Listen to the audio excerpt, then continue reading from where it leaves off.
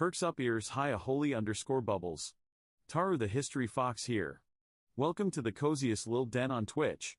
Grab a cushion and let's swap some fun facts. Fox emoji, sparkles emoji.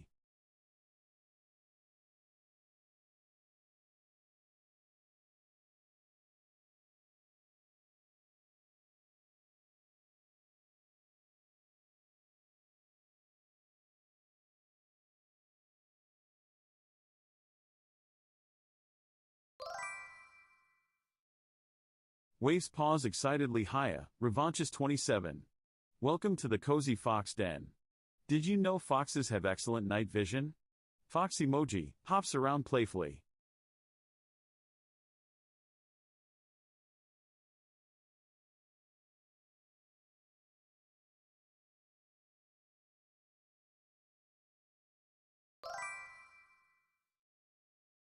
Wiggles nose and yips excitedly hiya, Marius underscore Vi.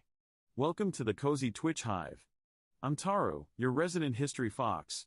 Let's chat and learn some fun facts. Fox emoji.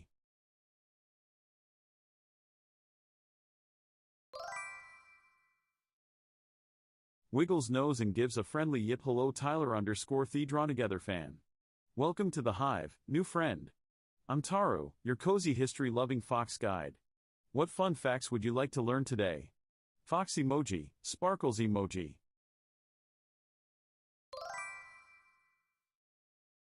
Waves pause high calibazake. Welcome to the Cozy Fox Museum, Fox emoji. Did you know foxes were sacred animals in some ancient cultures? So glad you're here, smiley face emoji.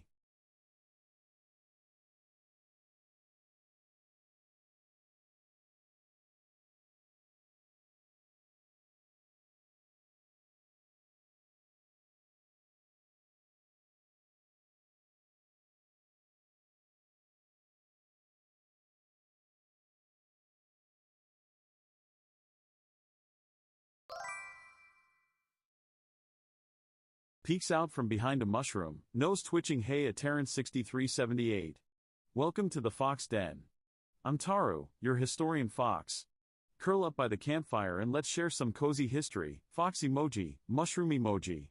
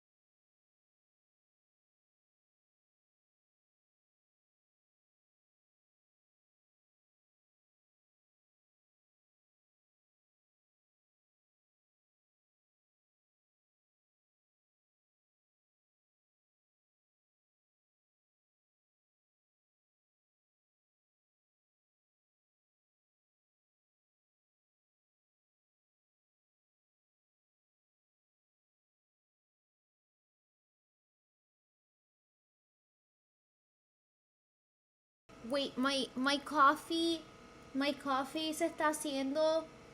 Can you guys hear it? Could you guys hear that sound? And that one? Or is it like you guys can't perceive it when I make myself? Oh, you guys can hear it. Yeah, it always startles people when they come here because I always make myself an espresso, as you guys are aware. Wait, I'm gonna go get said espresso and I'll start the stream. Wait! Wait! Ah! Okay. Espresso. And also, I have to turn on this light.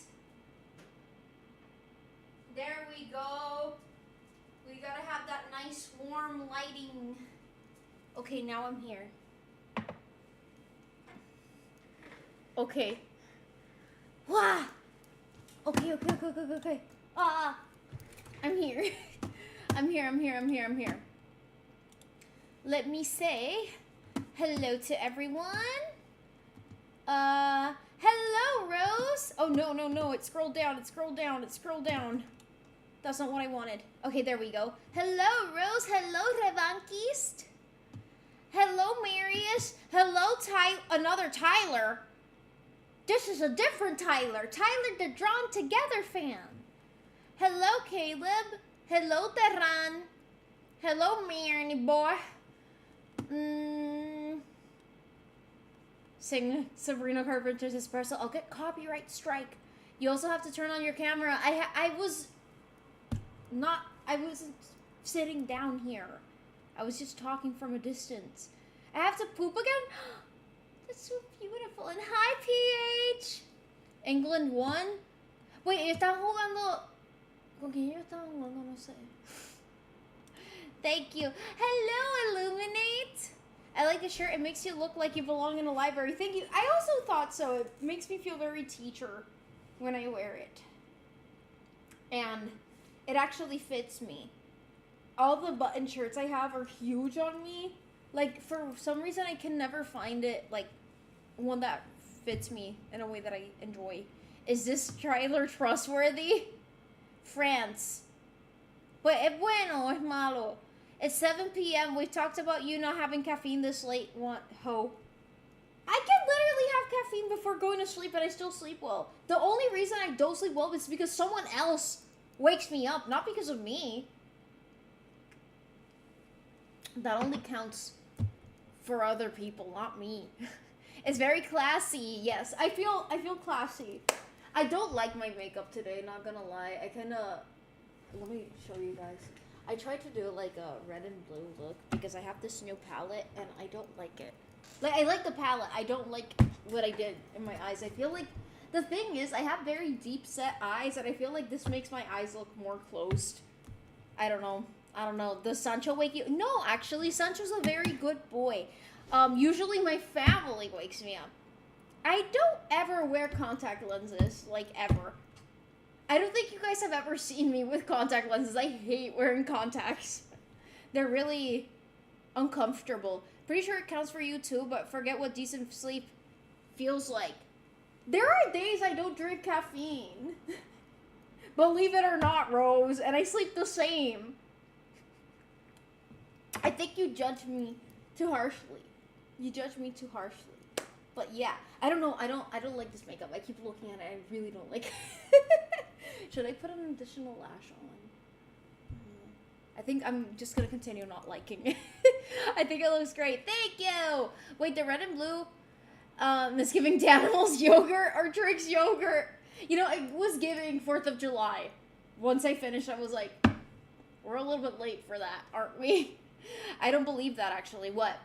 Days without caffeine? I actually do days without caffeine because sometimes I just, like, leave without drinking caffeine. I need one moment. No worries. Yeah, glasses are more comfy than... I have 20/20 vision. Knock on wood. I have perfect vision, but I've tried contacts for our cosplay, and I hate it. It's so uncomfortable, and it doesn't look good on me. I feel like it really looks good on other cosplayers, but when I... wait, I need to show you guys this meme, because it's a K-pop meme, and I feel like y'all are not gonna get it. K-pop contact lens meme. I feel like this is... like, okay, basically, the context. Sometimes K-pop idols will wear contact lenses, and they look crazy, because they're like... And then people started making memes like this. That's how I look, like, with contact lenses on. I'm like, it does not look... I don't know. It looks creepy. It looks creepy. I hate it. And they're comfy. It looks great. You bonita as always. Thank you. I think I'm not going to do an eye mapping like this again. I don't like it. I've never had eye surgery. Yeah, Illuminate, you might know about the contact lens meme. I've worn some colored ones. They're uncomfortable as fuck. They are so uncomfy. I remember I tried wearing these contact lenses that had like a heart in the middle. They were really cute. But first of all, they're not weighted. Some contact lenses will stay in the direction that you want them to, but the hearts would like spin around every time you like close your eyes. So sometimes one heart will be pointing this way and the other one will be pointing that way, and also uncomfy. So uncomfy. I hate them. I can't stand it. Overstimulating. I struggle with eye drops. I don't think I could handle contacts. Yeah, I don't fuck with contacts. I don't fuck with contacts. That is why you will never see me promoting any cosplay contact brand, which... Can I just say that 99% of those brands are... I mean, if you want pink eye, go ahead and use those contacts. I don't know. I don't trust those companies, and I don't trust the cosplayers that promote it. Oops. Sorry, but I'm right. They're scammy as hell. It's just a different look. I won $50. Hey! Hi, Steakify! How are you? It was the first thing I thought when you said heart. You spin me right round. Yup. Donald, the final day. Hi, Marsh. Imagine if the contacts were stuck behind your eye. How would... No, I've seen stories of people having contacts, like, stuck. Like, I thought it was, sorry, but I asked. No, you can ask, it's fine. Yeah, eye size, lol, but I've seen that meme about animes, too. Oh, yeah, I've seen those, too. But, yeah, I remember, like, Mina is my bias from Twice, but sometimes she'll be wearing contacts and, like, what is that? Mama, I'm telling you this because I love you. But I will never forget the Jean Soul contacts. Like, they look crazy. They look crazy. I'm sorry. I don't like how they look. I'm being so mean. I'm sorry. They don't need it. They're not good for your eyes either, so. Last World Cup game tomorrow. Yes, I am aware. Because my anesthesiologist was telling me, oh, you're gonna watch the World Cup before the surgery. At least the surgery wasn't on the day of the World Cup. And I was like, yeah. Yeah, I totally knew that. Yeah. I was hoping that the surgery wouldn't be on the same day. I totally knew that. Sports.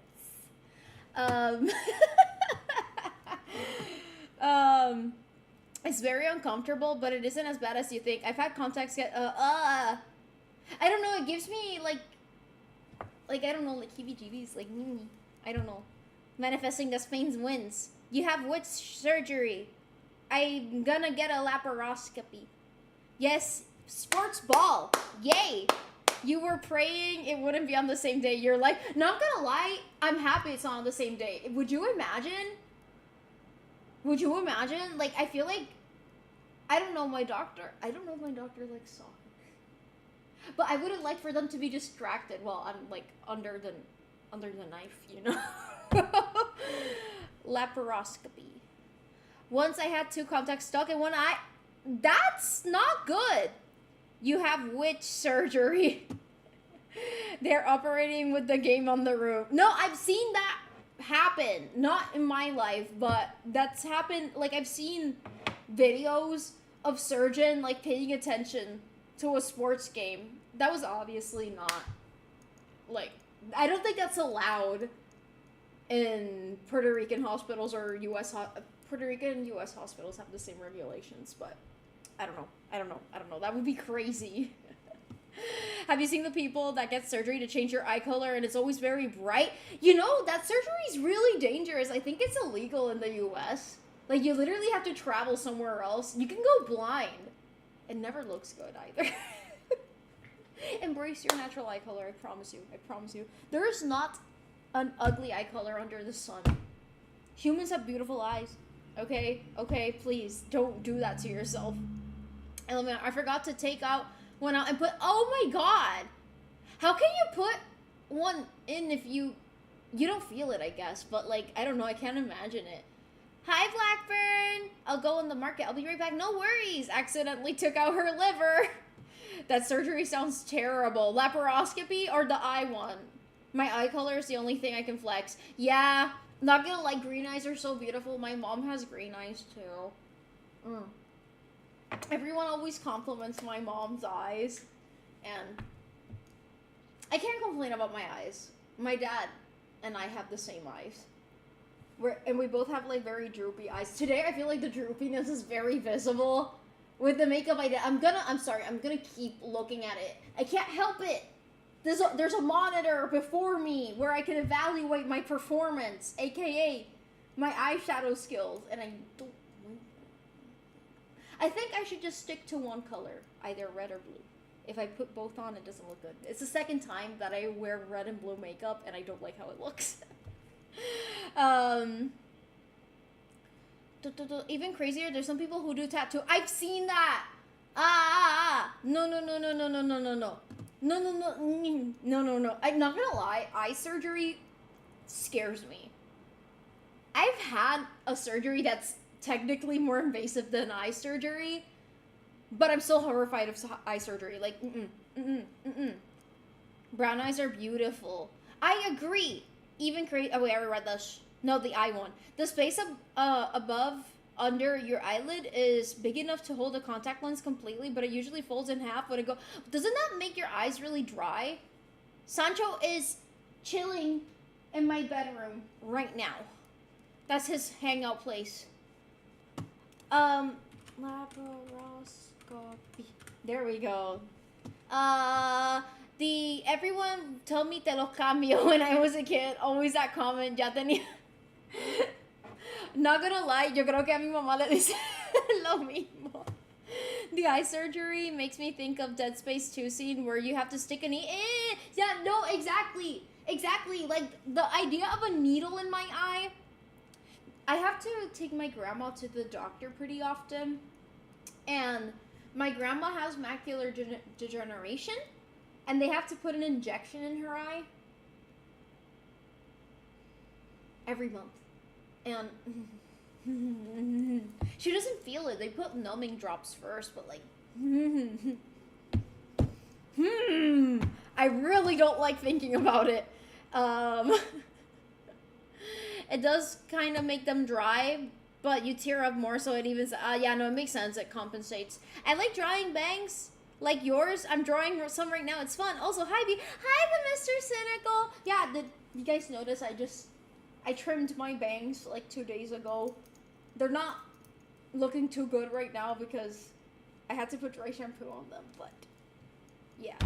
Sancho stays quiet and holds his anger back every time B picks him up. He loves cuddling, though. He loves cuddling. Hi, Jesus. Stop hating on Pando. Anyways. You guys, you always look amazing. Thank you. I don't love how I look right now, but I'm going to have to put up with it because I don't have a choice. I'm not going to redo my makeup right now. That would be way too much effort, and I don't think I could concentrate. I kind of want to hook this onto my brain. Like, I don't think I could concentrate on doing my makeup and streaming at the same time. Like, I need concentration. I would not be able to read the chat. Nice from top and nice makeup. Thank you. People who do makeup and dry. That's crazy to me. Like, I've never done that. Like, at most, I'll look at myself in the mirror and, like, do maybe a little bit of this, check it out, but, like, doing my makeup, I remember my aunt would put on lip liner, which is something that requires a lot of detailed work. Like, she would draw on the edges of her lips while driving, and it would come out perfectly. Like, it was crazy. Long live makeup tutorial. We follow along. I don't know if I, like, the thing is, when I'm doing my makeup, I'm raw dogging it. Like, I don't really approach it in like I need to teach people, because I don't know what I'm doing as I'm doing. I don't know where it's gonna end up most of the time. That's crazy reckless, but also very impressive. Yeah, it is. But anyways, should I don't know. I don't like how I look today, guys. I'm vain. What can I say? That is my greatest sin, is that I feel very wary about my appearance. I hate not looking my best. Even though I always think I'm gonna look ugly. It's okay, you don't look how you look most days. That is true. Unless I'm wearing a Tartaglia cosplay. Suddenly, I really like how I look. Hi, Chili Boy! Se ve bien linda. I really like the makeup. Thank you! Thank you, thank you. That's really nice of you. I don't know what to do with the hair. I'm gonna leave it down for the time being. But anyways, it's a clean, put together look to celebrate the bangs. The bangs look good, guys. I have them tattooed onto my head at this point. Anyways, guys, it's confession stream time. Are you guys excited? Are you guys excited? I'm sorry that I kind of did it short notice, but I figured it doesn't really matter because people usually send in their confessions while I'm streaming anyways. Like, I've noticed that pattern. So does it really matter if I announce it beforehand or not? I don't know. Reading it's a where this little a bang forehead tattoo. It like literally my bangs have been cemented onto my forehead. I want to say like 95% of my life I've had blunt bangs like this one. I was gonna send in a confession before stream, but I got caught up in a Sandrone quest. I feel like you skipped like a bajillion chapters. Are you doing the event? I haven't finished it. I haven't sent any either. I didn't send any. And this time I'm not lying. I swear on my mom, my dad, my grandma, I didn't send anything. But I took notes. Yeah, guys, I took notes. I took hella notes, actually. That's what I was doing this afternoon. And I don't know, I'm not really using it as a script like always. I'm using them as a guide. I only saw it earlier. You guys still have time if you want to send something now or in the duration of the stream. You have more than enough time. So you don't have to write well, honestly, it doesn't really matter. I tried weeb bangs. What are weeb bangs? What makes up, like, bangs weeaboo coded? I feel like my bangs might be weeaboo coded, but I just like hiding part of my face. Like, notes that'll come. Yeah, I read all the, I read 8 of the confessions, but now we have 13. I read 8 of the confessions, and I took, like, notes on each one of them of what I want to say so that I don't forget what I want to say. Usually I remember, but it's like an outline. So yeah, it's just helpful to me. Reading tit that you read. It's not a script. Es más como que una guía. How many were sent in so far? Now there's 13. Are you going to place one of your own confession in the mix and not say this time? I didn't do that. I didn't have time. Not gonna lie, I got a little bit carried away with the notes. I was like philosophizing. Hello, Juices here. Hello. Okay. Are you guys ready? Should I start or should I don't know. Should I wait a few minutes longer? How was your day, guys, before we start the emotional stuff? How far into the Sandrone event quest did you get? I finished the 2nd chapter. Zachary, thank you for following. Anyone here that feel... Yeah, YouTube is not what it once used to be, but it is still my most used... Like, I don't watch any other streaming platform. I watch YouTube. And I don't doom scroll. I watch YouTube, educational YouTube videos. Voy a comer burritos. Buen provecho. Also, yes, I did skip a lot, lol. You mean like that you skipped a few chapters there. It's fine. It was okay. My shrine is good. I missed you too. How are you? Yeah, YouTube hasn't been hitting the same. Yeah. It's sad. Mr. Beast, Brain Rot, and AI ruined it. Yeah, I don't watch any of that stuff. I wish I could quit social media 100%. But I do enjoy YouTube. Like, I just only watch... Like, I can show you guys some of the things that I was watching. Why does medieval art look so weird? Anne Frank's much more scandalous original diary. The other species of human inside Earth's most broken island. You had a cell that was larger than a bedsheet. I never understood why a moving charge produces a magnetic field. Deep sea explorers found something we've never seen. Yeah! That's what I was watching while I was doing my makeup. So yeah. Okay, wait, I need to scroll up. The chat kind of moved. Have you seen the video Ziziko? I have not. Envíamelo. What is your favorite YouTube channel lately? Ooh, lately? I don't know. I watch a lot of SciShow, but I've watched SciShow for years, so I feel like that doesn't count. It was like a newer channel that I found that I really like. I'm trying to see. I'm looking at my history.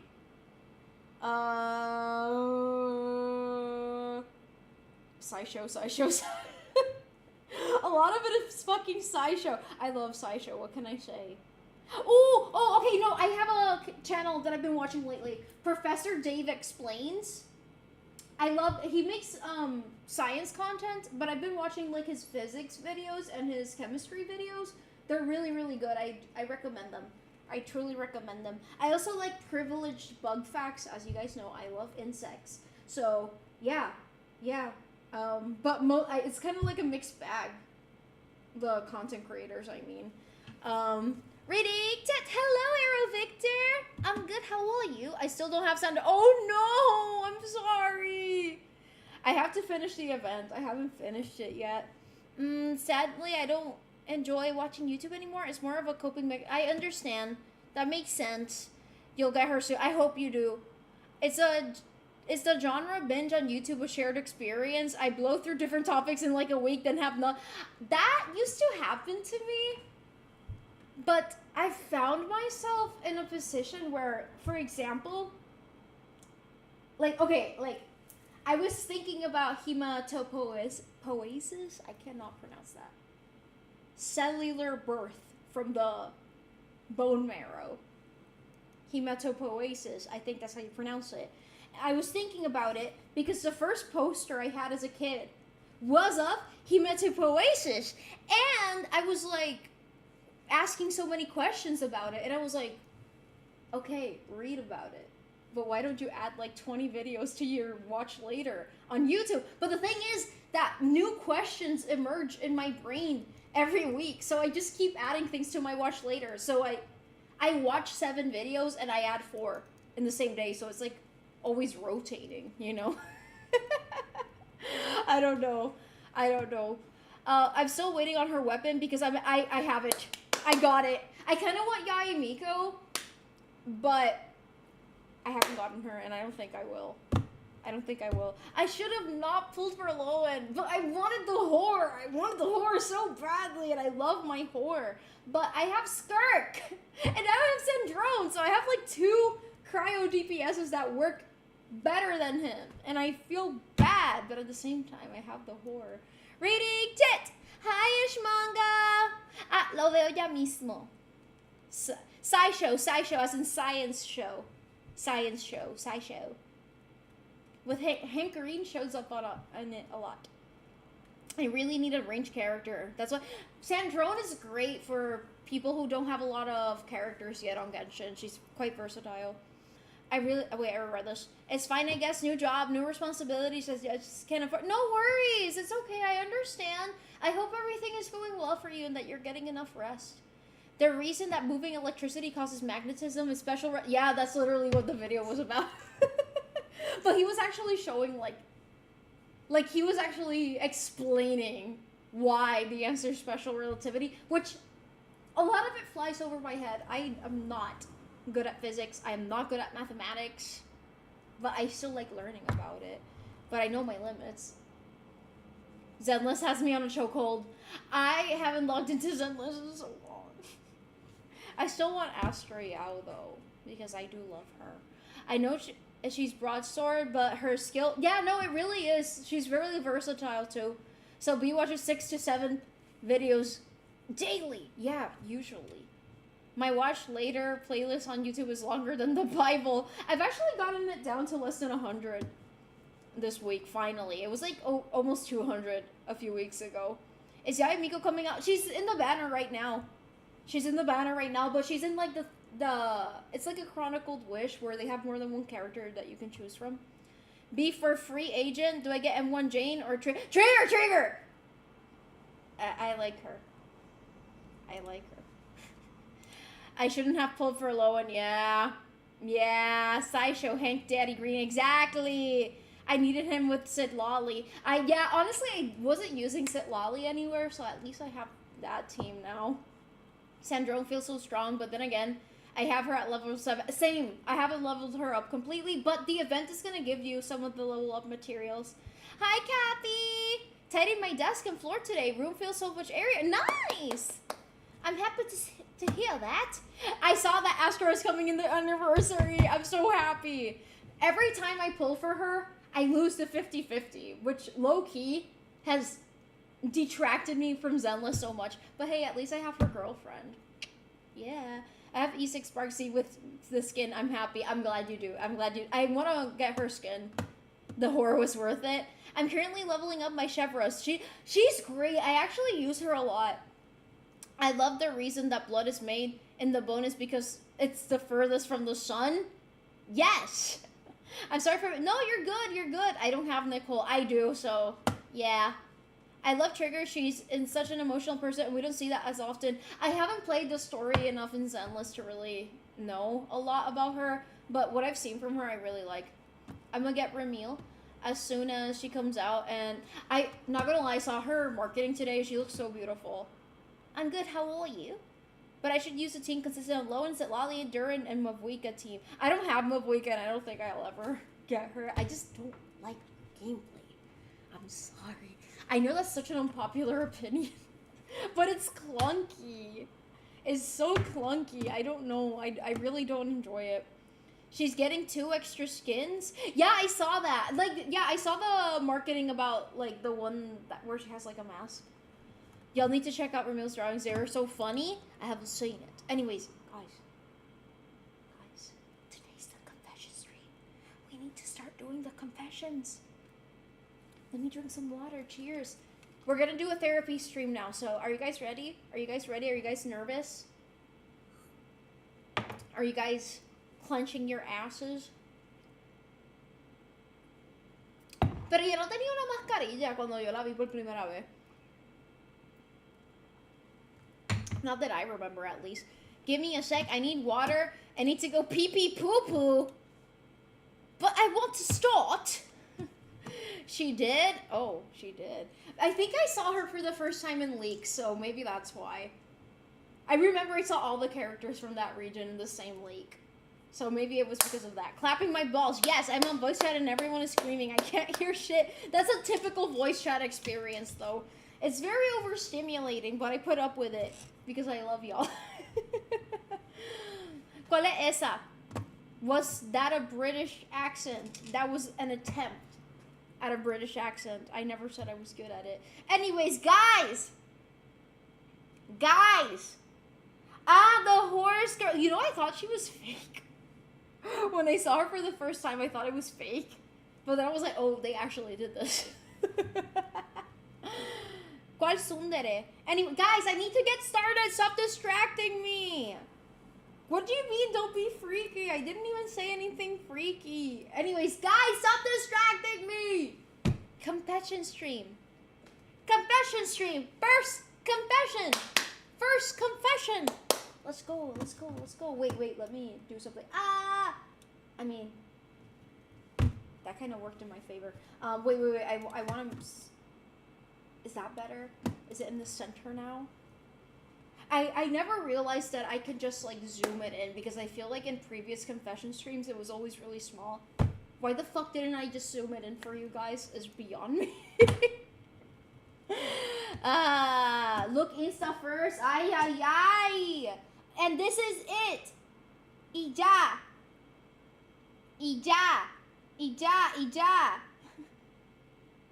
Oh fuck, he does look...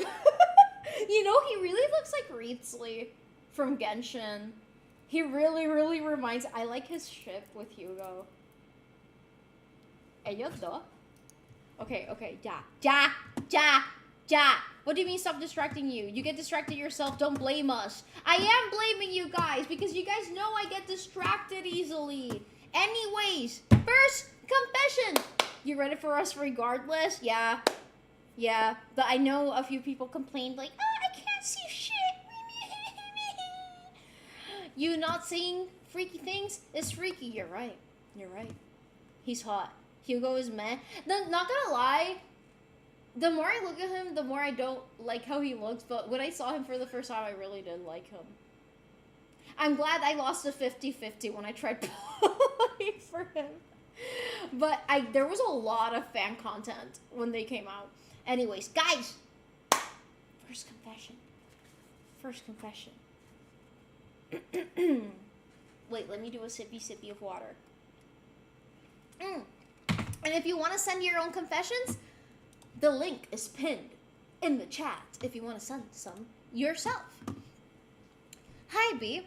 I'm not going to proofread this, and I don't care if it's anonymous because I brought it up before, but I'd like to share a weird situation where I feel like my idea of love and finding a partner and affection has been poisoned because I don't want to live in my home country. So if I meet someone where I live and I really like them, I ultimately don't feel particularly attracted to them because they're not someone who wants to live where I want to live, most likely. This has gone on for so many years that I can't remember the person I was when I could love freely. I know the way to resolve this is to move or decide not to move, but it feels like giving up on a core part of myself. I try not to give you unsolicited advice on stream, so I won't ask for any here, but I thought it'd be interesting to share and see if anyone relates. You're the best as always. Thank you so much. And first of all, I want to say I appreciate that you said directly that you're not looking for advice, so I will respect your wishes. Not every confession has to be us trying to fix something, but I just want to say I kind of partially relate to this, not because like of my sense of love or anything like that, but more so because I too find myself struggling to, how do I say this, like ground myself where I currently live because I don't see myself living here long term, if that makes any sense. So, but I'm not going to give you any advice because you asked me not, but I will ask you a question. Do you think this is really about love, or is it about feeling that every meaningful choice closes the door to another meaningful life or path?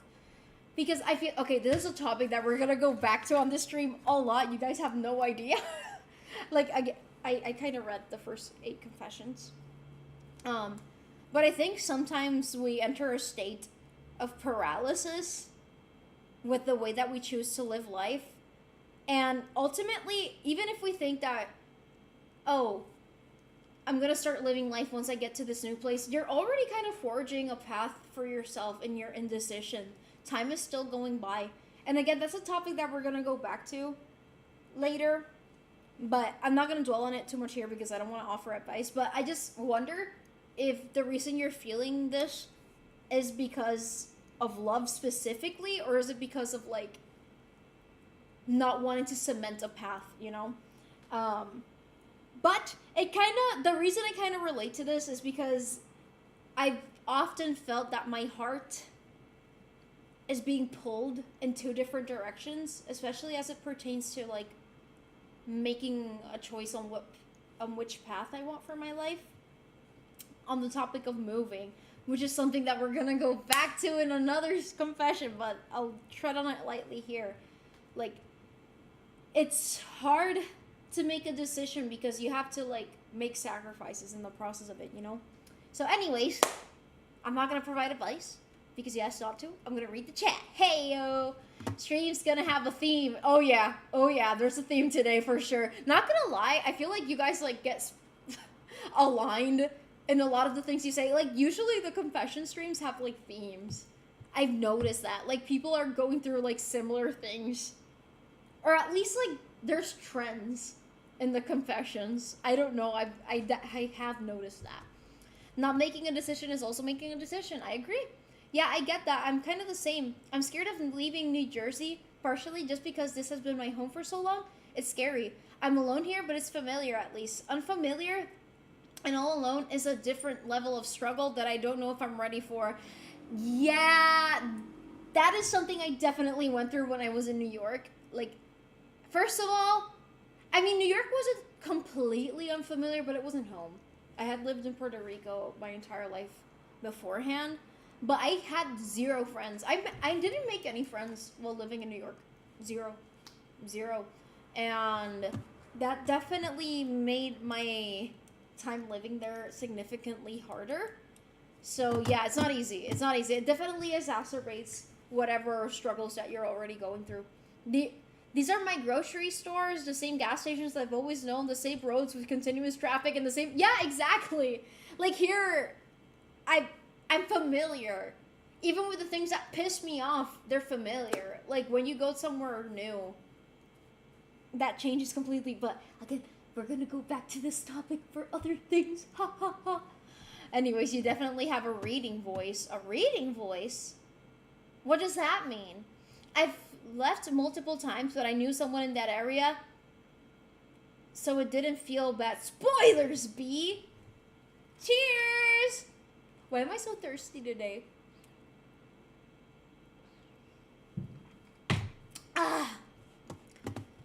Are we ready for the next confession? Next confession! I think yes! Decisions are super scary, let alone how are we supposed to afford making decisions? Again, we're gonna go back because, oof, I think that is probably the thing that I wrote on the most. I don't know which number it is. I think it might be, yeah, the sixth confession. Yeah. It's that one. But it's also something that we're touching on repeatedly. Use a different voice when reading. It always feels a little like you're doing a bit to read out loud or like a character does it. I'm definitely not doing it on purpose. I'm just trying to read it correctly, consciously. I'm definitely not doing a bit or like trying to be someone else. It's more of a I don't want to mispronounce anything or misread anything. Oh, mwah. Thanks. Thanks. I will pee in the near future, I feel like I need to warn you guys about that. I've drank a lot of water and I feel very thirsty still, so just so you guys know, I will pee in the near future. No, I'm not gonna do anything. Anyways, next confession. Okay, this one's a doozy, and I wrote a lot on this one too. I've been in such a bad emotional situation where, because my two best friends have been in a situationship/relationships, they don't have a label for it, for 4 years now, and I've had feelings for one of them for almost 8 years. They both kept their relationship a secret and lied to me about it because they knew how I felt about one of them. And I've never gotten over that, despite them saying it was because they didn't want to ruin our friendship, which they low-key did on my end by doing it. It's been an emotional hell for me because I feel like we used to open up to each other a lot and trust each other, but now they mostly just talk between themselves about most stuff, especially the friend I like romantically. She used to confide in me and talk to me when she needed someone, but now she does it with her partner, my other friend. So the two of us barely talk anymore. It feels like what the three of us talk about now is mostly surface level, when we used to have deeper conversations where we talked about how we felt and stuff that was happening in our lives. Now I'm mostly the one who shares stuff, but I feel like no one does that with me. I felt a bit left out for years, and I don't know if I'm selfish for wanting more. I know I shouldn't, but the truth is, I feel a lot of resentment and jealousy towards them. I don't externalize these negative feelings, but they eat away at me. They're there for me if I need them, and I for them, but it just feels like we've become much more distant, and it only gets worse with us getting further into adulthood. It feels like life is slapping me in the face constantly, pushing them closer together in front of me, like life is taunting me with the girl I can never be with. I want to distance myself from them, but I'm scared because I don't have a lot of friends to talk to, and I'm terrified of being alone. I just can't take this hurt anymore, and I don't want to be around them if it's like this. Despite the fact I know the three of us love each other, I feel childish and emotionally immature. But I just end up feeling like shit almost every time we're together, or they bring up their relationship, which they deny is romantic, but clearly is. I think they're just afraid of accepting it. I do go to therapy and have talked about this, but it's still a touchy subject, even years later. I'm sorry if this was super long, but I could really use some help or advice, no matter how harsh or brutally honest it may be. Okay, wait, let me drink some water. I don't know why I'm so thirsty. Holy. Okay. And let me catch up with chat before I start. Thanks. I lost my uncle when he went to go pee. We never saw him again. I needed the trigger warning. anyways, okay. On the note of this confession, which you guys can deliberate in the chat and offer this person advice or anything that you guys want to say on this topic. First of all, I just want to say that you do not have to apologize. I really appreciate you being candid about your experience and trusting us with something so vulnerable. I know it's not easy, but I think one of the deepest hurts here is that they've kept this from you initially. Even, like, I want to think that they had a good intention by hiding it from you, because perhaps they were doing so to protect your feelings, but that still damaged trust in a friendship that you valued so much. And now it's gonna be very hard to pick up the pieces regardless of what you're, like, regardless of the fact that you're pining for someone here. So that's where I think part of the hurt is coming from. But the main part where I think a lot of the pain is coming from is that you're grieving a connection that you once had, and it's no longer there. Wait, guys, holy shit, I need more water. I don't know what's going on with me. Anyways, so yeah, relationships or friendships. And when I say relationships, I'm saying it as an umbrella term, just so everyone understands. But relationships don't necessarily have to end for us to start grieving them. And I think a lot of what you're feeling is grief. Sometimes the people that we're grieving for are still around us physically, but they've changed so much, and the context around them and the connection you've once had changed so much that you're mourning what you used to have with that person. So, anyways, that's what I wanted to say about that on that first note, where I think the hurt is coming from.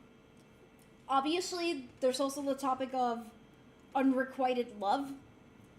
Of course, unrequited love is gonna hurt like a bitch. Being rejected, having the person that you love someone else, oof, and then having them lie to you on top of that, oof, losing that connection, oof, it's gonna hurt. It's gonna hurt like a bitch. Of course it is. It's human. It is so human to feel hurt because of that, and even feel anger because of that. But I want to invite you to not feed your resentment. It is natural to feel it, but don't feed it. And this is also on the same note with jealousy. Jealousy is an emotion, not a character flaw, but again, don't feed it. So if you're feeding your resentment, you're the one hurting yourself more than they ever will. So just make sure that you're never actively doing that, even if you're not externalizing it, which is a very mature thing for you to do, and the fact that you acknowledge it is also a very mature thing to do. So anyways, on the topic of jealousy now, since you mentioned it, again, it's an emotion, not a character flaw. I think in yesterday's stream, I was talking about jealousy, so it's kind of crazy that you mentioned it here. I literally was talking about how I've felt jealous towards some people, and I don't project anymore, and I don't externalize. But it is one of those things that, especially on the internet, it's kind of hard for us to admit our character flaws. Not character flaws, because again, jealousy is an emotion, not necessarily a character flaw. But it can turn into a character flaw if you let it make decisions for you that hurt other people. So what defines you isn't the fact that you're feeling jealous, it's what you choose to do with that jealousy.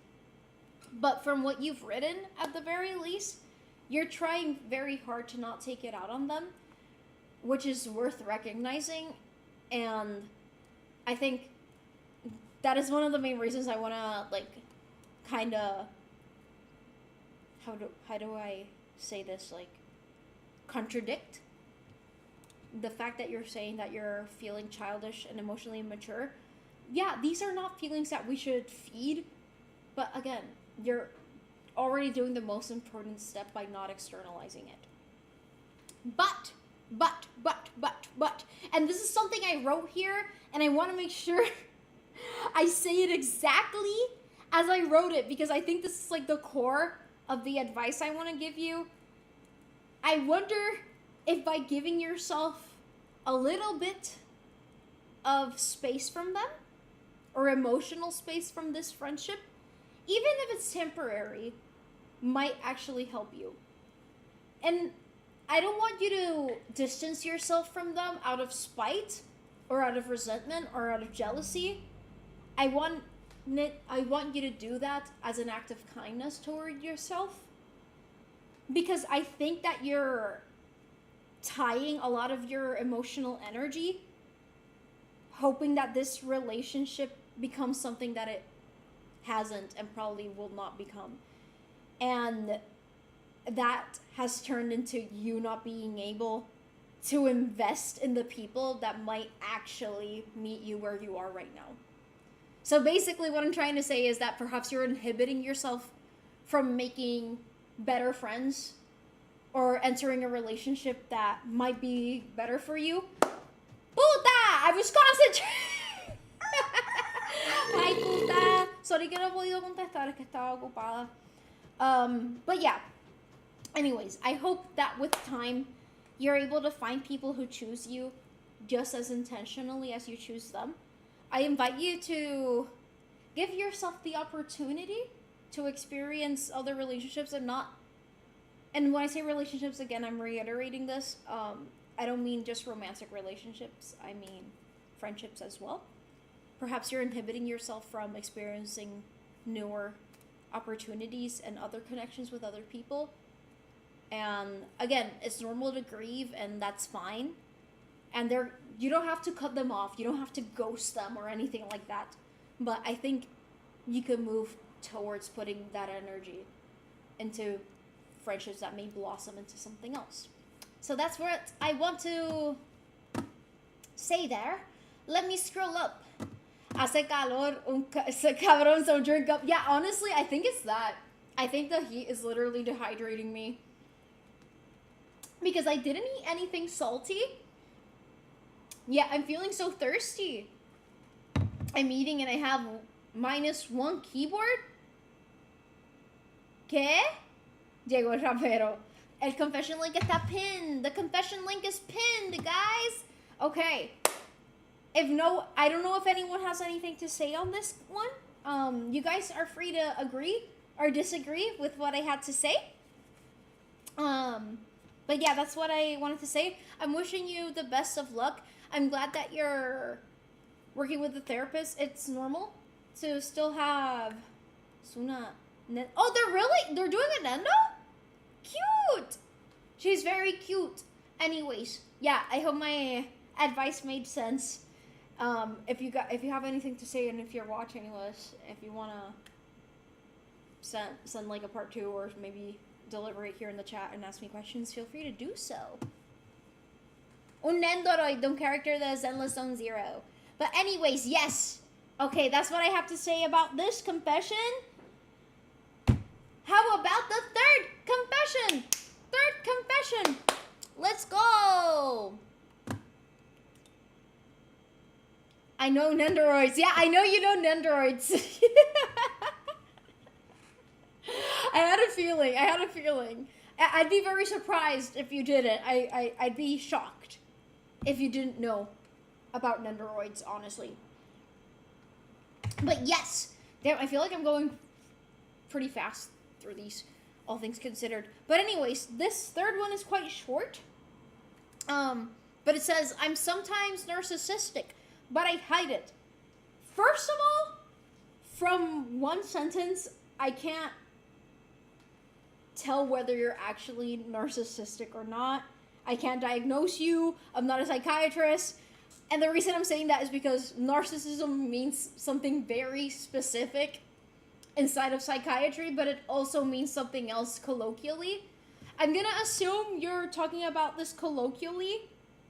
Like, you mean that you privately think that you're smarter or more capable or better than other people?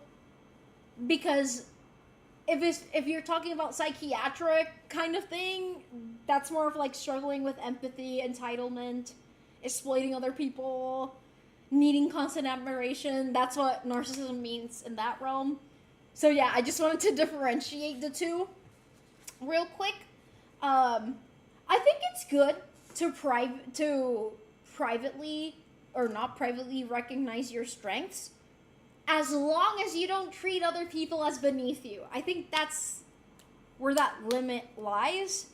Humility also means remembering how much of a person's life is shaped by their circumstances. And this is something I've really, truly wanting to internalize more. Because even I myself find myself judging people internally. I don't cast judgment outwardly, but I have found myself in situations where, let's say someone's ignorant. I'm thinking to myself like, oh, this person is a bad person because they're ignorant because of this and this. I don't think like that anymore. It definitely does come from my strong sense of justice, which I definitely do think I have, for better or for worse. But I think, for example, I am very privileged. The only reason I know everything I know, the only reason I am the person that I am, is because of the environment that shaped me and the person that I've chosen to be. But I've only chosen to be that person because of the circumstances that I've lived through.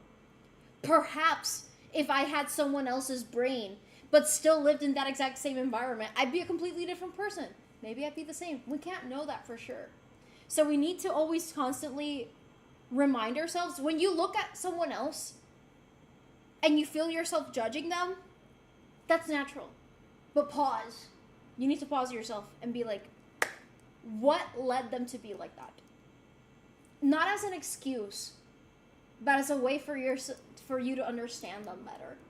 Because that can help you achieve a better middle ground with them. I think this is something the internet can definitely learn from. Holy shit! The fact that you have access to the internet makes you a very privileged individual in of itself. Anyways. But someone who you judge harshly may have had become a very different person had they had other opportunities. For instance, I am not very good at math. And yeah, perhaps if I applied myself better, I could be better. But I also acknowledge that I didn't have the same opportunities as other people. I've had people cast judgment upon me because I'm not as fast at math as they expect me to be. But for example, my school fucking sucked when it came to math. There were times where like the teacher would just like not teach at all. And I think that definitely affected me and my ability to learn math even now. And also comments that people made to me in regards to learning math, which is a very surface level example, but I think it applies. So just make sure that when you judge people, just try to remember that they're also human and they're living life for the first time. And yeah, again, I want to reiterate, that does not mean we're excusing shitty behavior. But I do think it's very important to understand why people are the way they are, so that we can prevent other people becoming like that too. So, yeah. And anyways, empathy. Very important to have empathy, guys. So anyways, now I bring the questions back to you guys, because this is something that I struggle putting into words. But where do you think the line between being self-absorbed and having a superiority complex and having healthy confidence is? I feel like for me, the line is when you're making, okay, insecure people will feel bad about any amount of healthy confidence or just you having any achievement. So I don't think that's a good basis of like saying if you make people feel bad, then that's not good confidence. I think like healthy confidence is when you still remain humble enough to acknowledge that you still have room for growth and that you're not better than others and that you can learn from others while still acknowledging your own strengths. So yeah, reading tit. Fuck, the mouse is stuck. Okay. This mouse gets stuck a lot, even when it's fully charged. Scrolling up to read the tit. Hello, Aunt Quill. Hello. I relate so much to that. Like internally judging people because of, yeah, I definitely do that. I've gotten better. It used to be way worse. But like I said, that judgment oftentimes comes from a place of privilege, and I need to like sit down with myself and really be like, am I judging this person because of a morality thing? Do they feel the way they feel and believe the things that they believe because it's been reinforced to them by the environment that they grew up in? Or did they actively decide to become like that, you know? You have a keyboard now? I no entiendo cómo se pasó, but sure. Hi, Tyler! Hanging out with some friend. How's the confession stream? Oh, good. I'm in the 3rd confession. Have fun with your friends. Especially with my BPD traits that sometimes make me see things in black and white. I think it's very important. Of course, when someone has like a personality disorder, it becomes a bit more nuanced. And again, I'm not a psychiatrist, but I think it's very important to really understand that things are not black and white. And nothing ever is as simple as good or bad. People are intensely complicated. No one is a saint, and no one is 100% bad. Bad people can do good things, good people can do bad things, etc. Not everything is black and white. Sometimes shit be Hispanic. Please tell me at least one person knows that meme. I love that meme so much. It's so funny. Reading chat. Vertical shark. Yes, universal empathy is not applied enough. Yes. I struggle having empathy for certain individuals. Like, I can understand why certain individuals are the way they are, but there are certain actions that I just... They become disqualified from humanity to me. I don't know. Hi, Jernwill! I'm not gonna stand up. What if you don't have room for growth and you're already better than everyone else? That is a very theoretical human that does not exist. Once I saw an Instagram reel that said never attribute malice that can be attributed to incompetence. And honestly, like, I think we don't realize that just because you already know something and you've already grown something doesn't, on some topic, doesn't mean that everyone has had that same opportunity to do so on that same topic. For some people, it takes their whole lives for them to really dwell on those kinds of things. So yeah. Also, I think I want to go back to that. I know that comment is probably like a meme. What if you don't have room for growth and you are already better than everyone else? I think that as long as humans exist and they keep discovering new things to learn and new fields to expand upon, that human will never be real. We can always become better, smarter, kinder for as long as we exist. And if you truly are the best person that there is out there, I don't think you would think of yourself that way. It's not that you would think of yourself as below others, but I think you'd still see people that are, in that case, beneath you, and still have so much to learn from them. I was eating on my desk, so aha! The eye-opening thing for me with judgment is that we're all aware of this biological timeline and assume people should follow a schedule of emotional. Yeah, that's exactly what I meant. What I was saying. That's a great way to word it. Throughout their life, follow a schedule of emotional development throughout their life. But in reality, everyone goes through at a different pace, and unfortunately, some have had crazy setbacks that make them do terrible things to others and themselves. Yeah, for me, for instance, I was always like an old soul, and in many ways, I was more mature than other kids my age. But in other aspects, I was completely emotionally immature. And I didn't realize it until shit hit the fucking fan.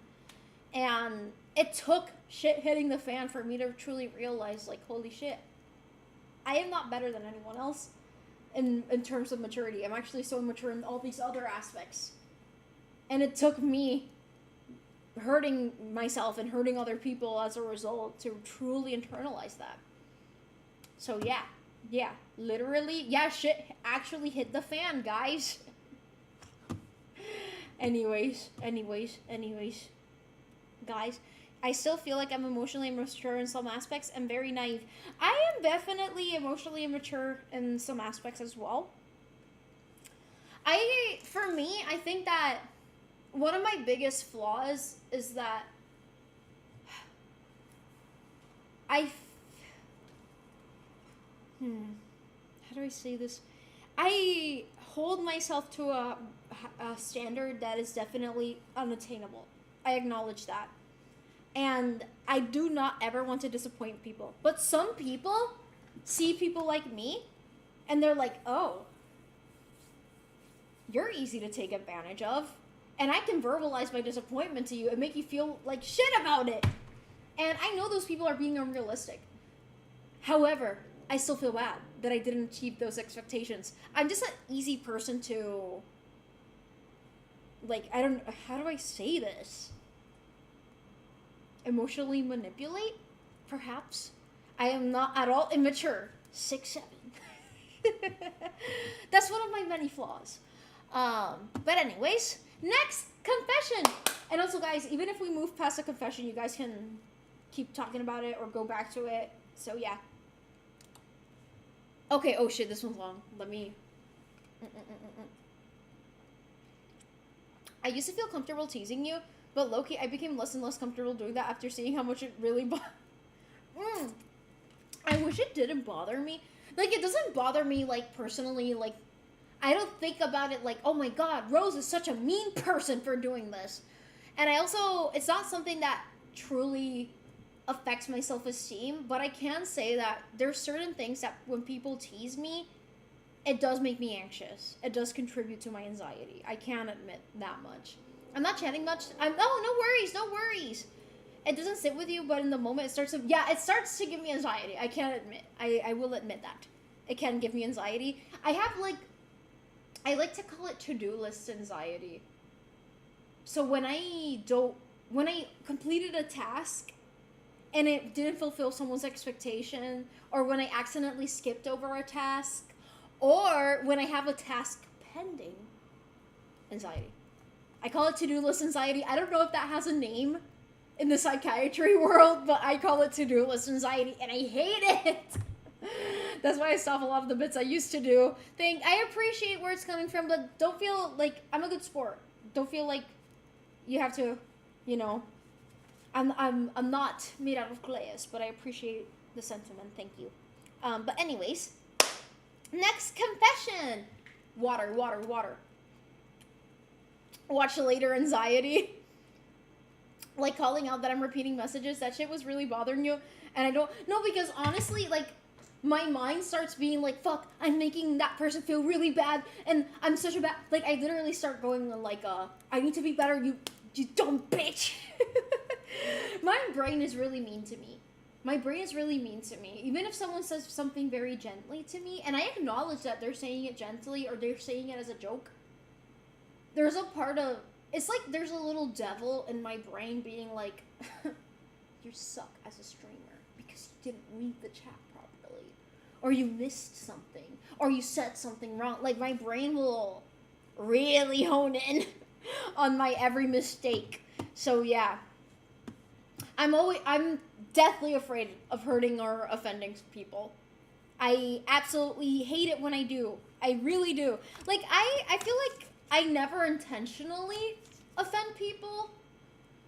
However, when I accidentally do so, it's gonna happen. It's bound to happen. That if you're communicating with other people, that is something that is bound to happen. But I fucking hate it.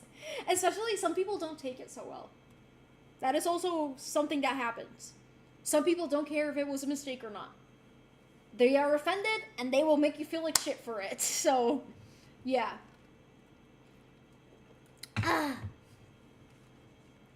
Reading the confession.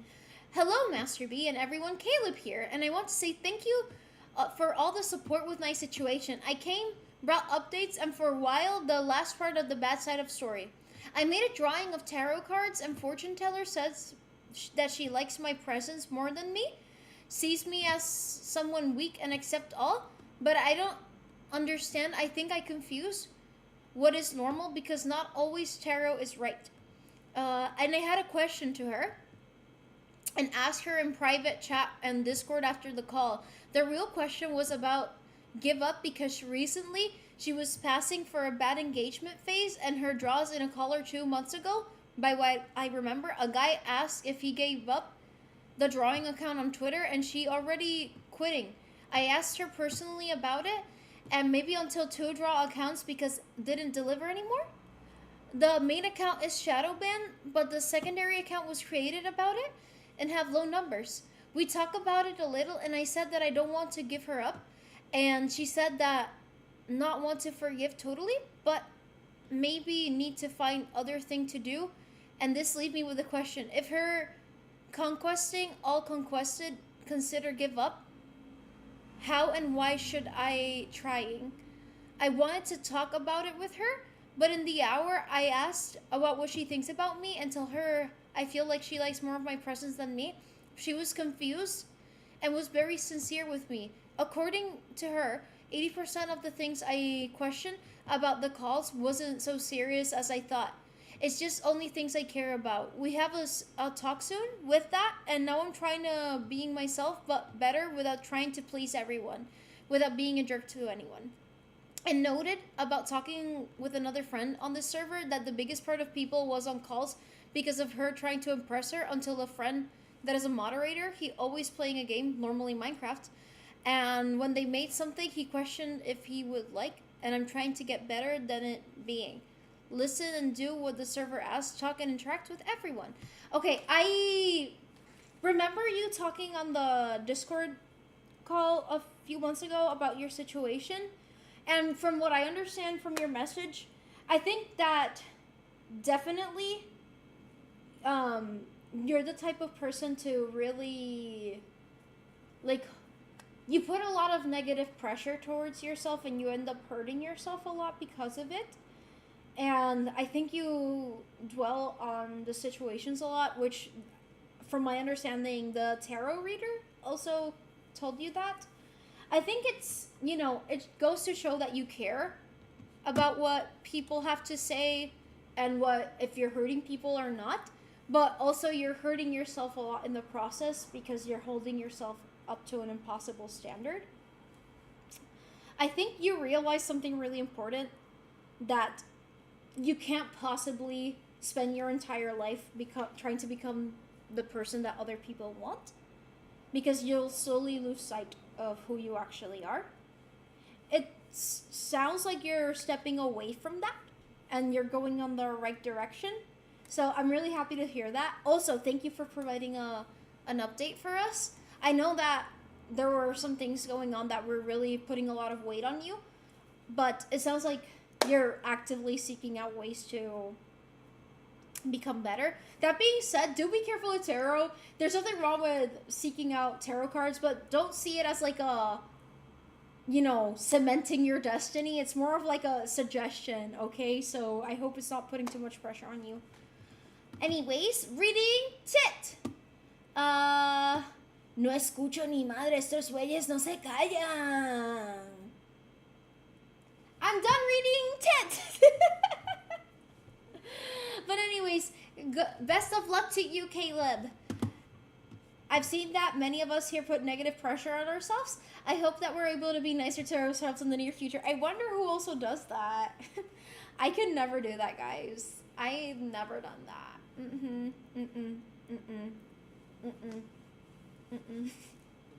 Yeah, I think we can all benefit from holding each other accountable and being nicer to ourselves, because we can never be perfect.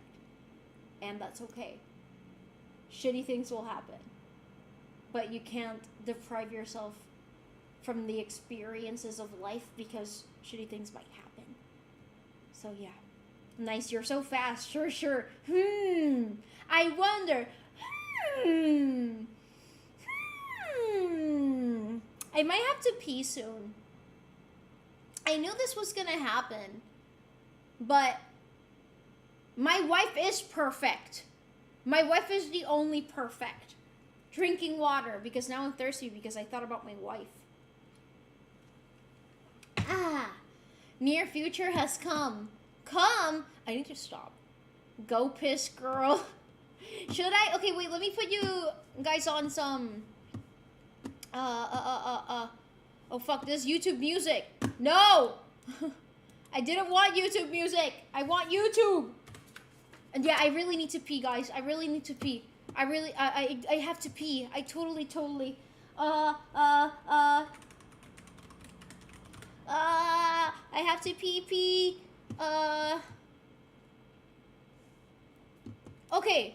This is an educational video. Okay, I'm gonna pee! Wait. Yay! What is the world's largest beetle? With so many giant beetles of so many different shapes, this question is a little tricky to answer. Let's begin with this one. See how this beetle has really long antennas? These antennas can get massively long. This is a longhorn beetle. Now imagine if we took this beetle and rotated the antennae backwards. Then we measured this as the entire length of the beetle. This would make longhorn beetles the longest beetles on Earth. But does that mean they're the largest? Because their bodies are so tiny. There must be something a little beefier, like this, a Goliath beetle. Not as long as a longhorn, but definitely heavier.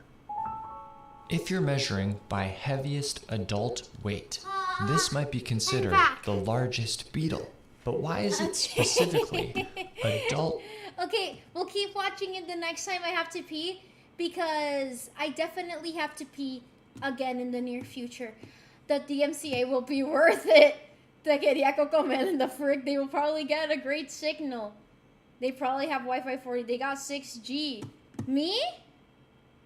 Oh, the Beatles? Because of their antennae? Anyways, sorry guys. I had to pee. I couldn't. And it will happen again because I keep drinking water. Anyways, the doctors told me to drink lots of water before the surgery, leading up to the surgery, and to not take any of my supplements, which I feel very weird doing. I've been taking supplements my entire life. It feels weird. Anyways. Next confession. Water is good for you. Yes. Technically, there's some tea bags in here, but it's just green tea with acai. But yeah, tea is healthy, so yeah. Anyways, next confession, guys. Are we feeling relaxed? I think we are. Wow, you are always safe. Your stream avatar is so kawaii. It's so kawaii as a fox. I've been thinking about this, but I think it's personal. At what age, with did the doctors diagnose you with gay? I'm not gay! I'm not gay anymore. I'm really not gay anymore. I'm not, guys. I'm not. I'm not gay anymore. I'm not gay anymore. I'm not gay, guys. Not gay. Anyways. Yes, anymore. I need explaining. What explaining? It's simple. And hi, Maricata. Mucho chisme. Como que mucho chisme? Anyways, guys, next confession. Next confession. No sé de qué habla. Anyways. Okay. I miss being excited about my hobbies. Okay, it's on the screen, sorry. I miss being excited about my hobbies. I still do them because I know I used to love them. But lately, everything feels like something I should do instead of something I genuinely want to do. I'm scared that I've lost a part of myself and I don't know how to get it back. Whew! This is very relatable in some aspects. I definitely relate to this in terms of how I felt about cosplay. This is something that I'll get back to though. I'm gonna go in the order that I put on my outline. First of all, I'm really sorry that you're going through this. It's no fun. I think a lot of people relate, so you're definitely not alone in feeling this way. Losing excitement over something that once brought you joy really can't feel like you're losing a part of yourself. Like, I can't imagine what it would be like, for example, like it happened to me with cosplay, but Genshin. Like, if I were to genuinely lose excitement over something like Genshin, something that I attach so closely to so many parts of my identity, like, I would really feel like I'm losing myself. So, I can sympathize with you a lot there. One thing I do want to point out, though, is that you're still doing your hobbies, and that lets me know that you haven't completely given up on them, which, to me, that tells me that a part of you still cares. You just don't seem to be getting the same kind of joy out of them anymore. And again, now attaching it to cosplay in a little bit more detail, I kind of made a whole video about this on Instagram. That was my first longer video, the one that was like, I don't feel like I'm a cosplayer. That one. Somewhere along the way, I really just stopped enjoying the process because I became so focused on the outcome, which is going to be like the core of what I have to say to you. Instead of asking myself, am I having fun? Am I enjoying making this? In a way, I was only asking myself, will people like it? Will it perform well? Is it good enough? It was so outcome focused. And I think it's because we kind of live in a culture that encourages us to monetize our hobbies and become the best at them or turn them into something productive. And there's nothing wrong with getting your coin. Like, if you're monetizing your hobbies, good for you, that's amazing. But I don't think it's healthy to encourage people to monetize every hobby that they get into. Sometimes you can just enjoy things for the sake of it. If you get to monetize it on top of it, that's great. But I think that pressure changes our relationship with the hobby itself. And basically we stop playing and we start performing instead. Which, again, I think that's the core here. Whenever you're getting into a hobby or you're just, not enjoying your hobby as much as you are anymore, I think you have to ask yourself, what did I like about this hobby in the first place? What is detracting me so much from it? I really had to sit down with myself with the cosplay thing because I'm still working on myself with that. I don't think I can still confidently get back to cosplaying without it feeling outcome attached. Because I literally made it so that it was intrinsically almost braided onto each other, where my enjoyment came out of the outcome rather than the process itself. You have to enjoy the process. I think the core out of any hobby that we begin You must, again, the process is tedious. The process is annoying. You're gonna make mistakes. But you must enjoy the process. 99% of what a hobby is the process. The outcome is the smallest bit of it. For example, I made Ivany that keychain yesterday. It took me almost 4 hours. 4 hours. And I'm gonna give it to him, and that's gonna take less than 30 seconds. He's gonna be enjoying it for much longer, right? But on my end, my relationship with this was the process, not those 30 seconds, right?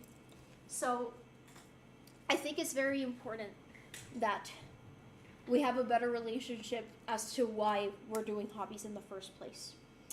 So before deciding whether you should quit a hobby, I think you should ask yourself a few questions. Why did you fall in love with that hobby in the first place? Because, for example, a lot of people start... I'll use cosplay because, again, it's something that I do. A lot of people start cosplaying because, like, oh, I want to become an influencer, or I want to become popular. And it's like, what if you don't get that? Are you still going to enjoy it? Are you still okay with spending the amount of money that you have to spend? Cosplaying is expensive. Hobbies are expensive in general. So are you still okay with that? Or, like, again, don't attach your enjoyment to a potential outcome that you might not get. Especially if it's just a hobby. It's different when you're choosing your career path, right? And again, I'm not blaming people for monetizing their hobbies or for wanting to become an influencer or whatnot. But again, one must not attach their worth to the outcome. Also, have you taken a break from said hobbies and tried other hobbies instead? Do you feel the same when you try different hobbies, that you're not enjoying them? Because perhaps the reason you're feeling this way might be attached to something else. Like, for instance, you're tying it to your self-worth, or perhaps it might be more related to something like depression. So trying different hobbies and seeing how you feel around them might help you answer some of these questions. So that is my main advice there.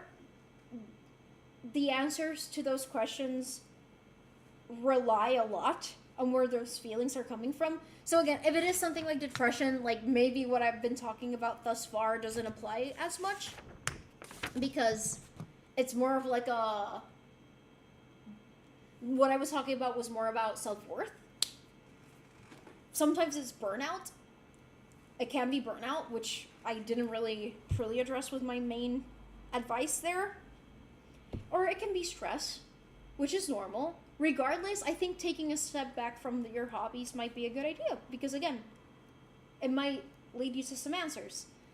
But I think what I want to say, because again, I'm just speaking on my own experiences here, I think we can't attach our identity to our performance.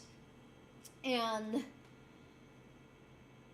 yeah, that's the main thing.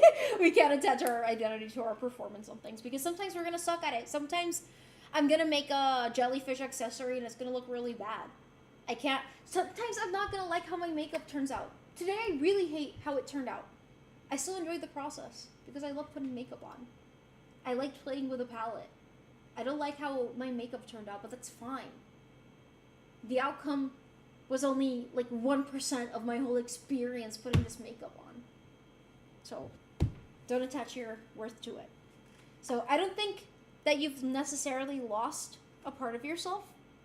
I think that you may be tired, overwhelmed, or buried underneath expectations, which is normal. I think it's worth giving yourself time and kindness to rediscover what made you love those things in the first place. So yeah, that was kind of like, this was a short confession, but I yacked for a long time. But anyways, I'm gonna read the chat now. Fuck, my mouse got stuck again. Okay, there we go. Scrolling up and reading tit. Kofi. Soon leo Kofi. Oh, desde que entra ahora. We live in a society. Oof, I feel this one with the first sentence. I felt like that for 5 years. Yeah. Yeah, no, honestly, this reminded me a lot of that video I made. When I saw it, I was like, I made a video about this. Wait till y'all see my next video. which I haven't started yet, but I already have the outline of the script. It's about feeling like you're an adult and you don't know how to be an adult, and like everyone's growing up, but you feel like stuck in place, but you keep growing and getting older. But yeah, it's one of those videos. So yeah. I'll leave it at that. I don't want to give spoilers. I blame the Pokemon theme song. I want to be the very best. Hello, Andreas Groth. I just sent it my confession, but the last bit might actually be too much and need to be removed. I can censor it if anything, if it's against the guidelines. As an artist, that sounds relatable. Yeah, I feel like a lot of artists, especially artists, singers, musicians, even for me, cosplayer, makeup, the crafts I make, very relatable. I get that. I feel like as I came out of my lowest point of depression, I felt a husk of a human being. It's been a weird journey trying to feel human again. It's confusing and frustrating, and I have no idea what I'm doing. I always slip back into old patterns of hating myself and not allowing myself the space to just exist, but I'm trying. I relate to that a lot. I feel like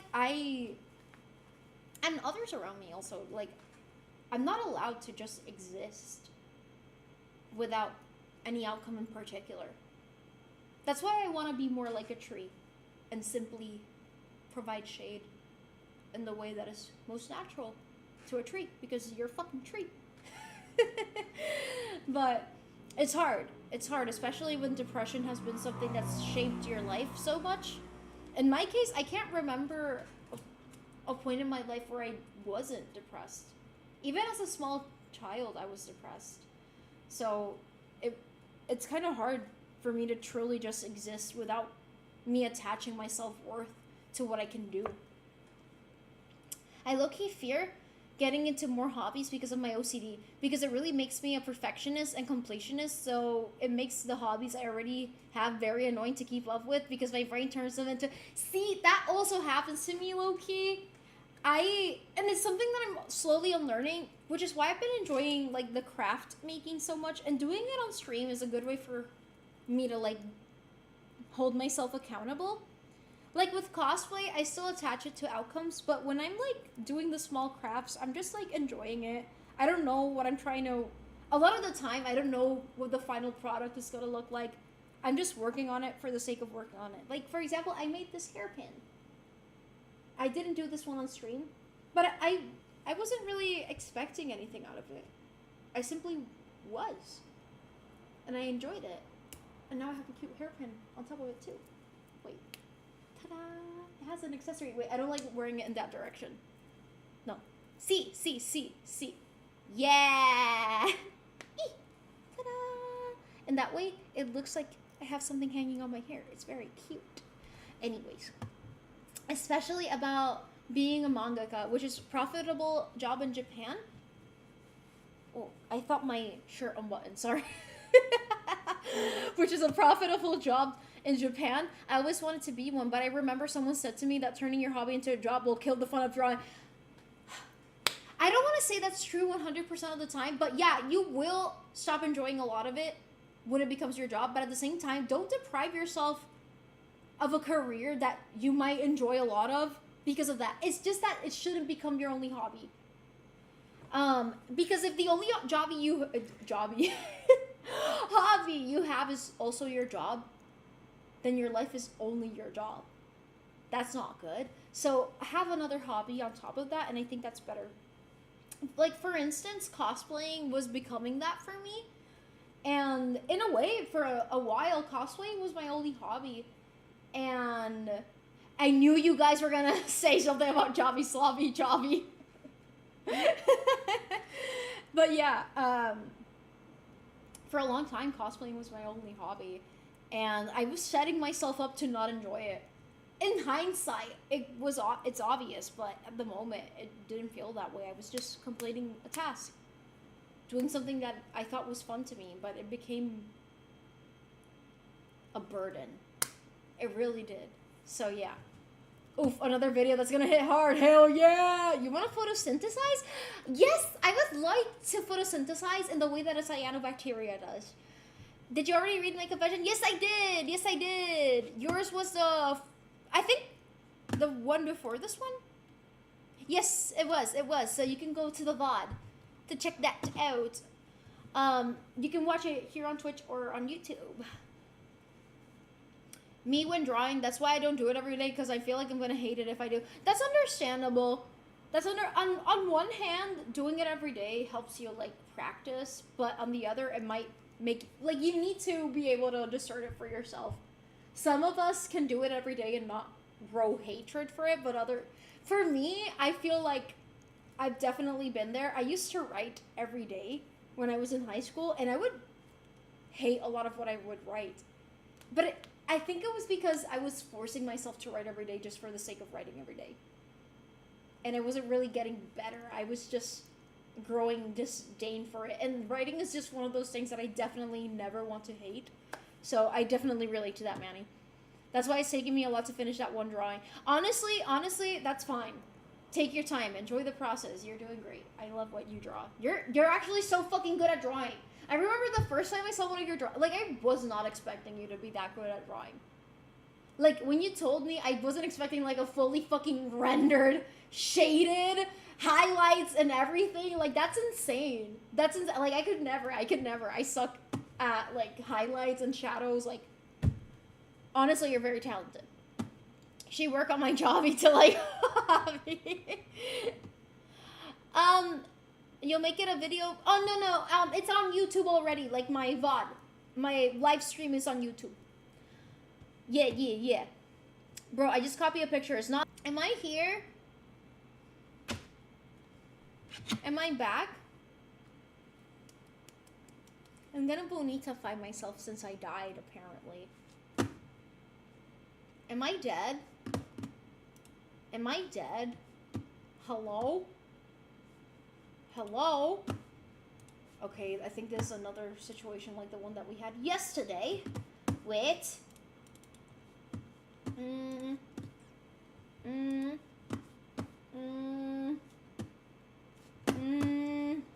have to close it. Like, I literally have to manually put the Twitch chat back on. Okay! You're back! I'm back! Let's go! I'm back! Okay, wait, let me finish bonifying myself since I started. Okay.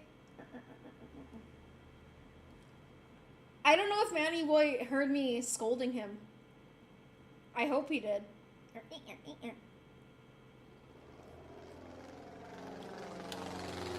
Okay, lip gloss. Your back, my back, our back, my neck, my back, lick.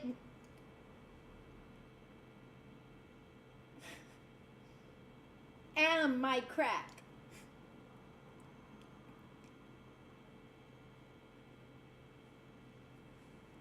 Done. Okay. Reading chat. Reading chat. Reading chat.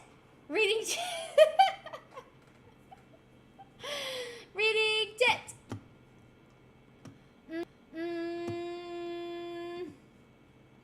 I posted the link to the VOD channel. Oh, thank you for doing that, Rose. Yes, it died with hard. Hard. Is it broken? This has been happening. Yeah. And then, like, the thing is that the chat becomes completely stuck, and I don't know if it's because no one is chatting, or if it's because, like, it's stuck, and I have to, like, close it completely and reload it. Is there a live stream version on YouTube? There is. And no, the TikTok one, apparently sometimes people chat in it. Not many. But the other day, my mom joined my TikTok live, and she told me, oh, I commented something on it. And I don't see my TikTok live chat. But I then went back and checked it, and she did. I'ma kill you now. I keep my word. Ya lo viste como Lázaro, el Lazarillo de Tormes. O Lázaro de la Biblia, probablemente. You are not dead. Stream died split second again. I don't know why that happens. B's cheating on us. No! Yes, and B is also secretly talking to YouTube chat. No! I heard half of it until you said hard. Wait. Lo que estaba diciendo es que tú no entiendes que hay personas que tratarían de hacer lo mismo y no les sale. Tú tienes un talento y tú has trabajado duro para ese talento y yo estoy orgullosa de ti. Así que don't be so hard on yourself. Eso es todo. Good on you for stopping yourself on the sus lines. I also know that I'm gonna draw next, and I'm only gonna show you. It's not that hard of a drawing too. Ooh, I'm excited. I get cute. Mama be so wholesome. No, that was really cute. She commented a bunch of hearts. I would have gotten very surprised if I would have seen it live. El Lazarillo de Tormenta brought me back to middle school. V Loki has a second community. No, I don't. I meant Lázaro. I imagine. Hi, Super Mild. I'm declaring war. I don't think there's anyone on my... Like, usually, my YouTube streams have 0 viewers. It's more for the VODs. You know? I won't complain porque me pegas. Wow, 100! Also, I want to say, Manny Boy, I did see that. I think you reached 115 streak. To both of you, I say thank you. That is crazy. That is crazy. Wow. Thank you, guys. And thank you to everyone who shows up consistently to my streams. That is a lot of your time, and I don't take that for granted, so thank you. Anyways, you might inspire Mama B to stream eventually. My mom does not like being on camera. Like, even, like, when she does, like, recitals, like, she's always wearing a mask. Like, yeah, my mom hates it. I'm gonna work on the drawing later. Yay! I can't wait. ¿Qué dije? Ya se me olvidó. That's surprising because YouTube has way better discoverability. I think it's because it's just like a VOD channel for the most part. I've been to every stream, even if it's only like 15 minutes or I don't chat, but more or less I'm here every time. Thank you, Phantom. That means a lot. I really do appreciate that. But anyways, goldfish. Next confession! Next confession! Let's go! I complain about where I am in life, but when opportunities to change actually come along, I get scared and hesitate. I think part of me would rather stay in a situation I know than risk something unfamiliar, even if the unfamiliar might be better. One thing that you said that really stood out to me was that you'd rather stay in the same situation that you're in rather than, like, even if the unfamiliar might be better for you. Like, when I was reading this, I kept thinking about evolution, which I know sounds random, but hear me out. Hear me out. Hear me out. Wait, actually, no, before hear me out, let me read the chat real quick. Wait, how are you today? I'm good, how are you? I'm gonna make my bets. Ten cuidado, it's crazy. I made it to 100 streams in a row. No, that's like actually crazy. That's actually crazy. Like, thank you for that. Thank you for your consistency. I really do appreciate it. I didn't write this. You relate to it. Not gonna lie. Vincenti, no te voy a mentir. No te voy a mentir. Pero muchas personas me han expresado cosas similares. But anyways, back to what I was saying. Something that really stood out to me is that even if something unfamiliar might benefit you, you still choose to stay where you are.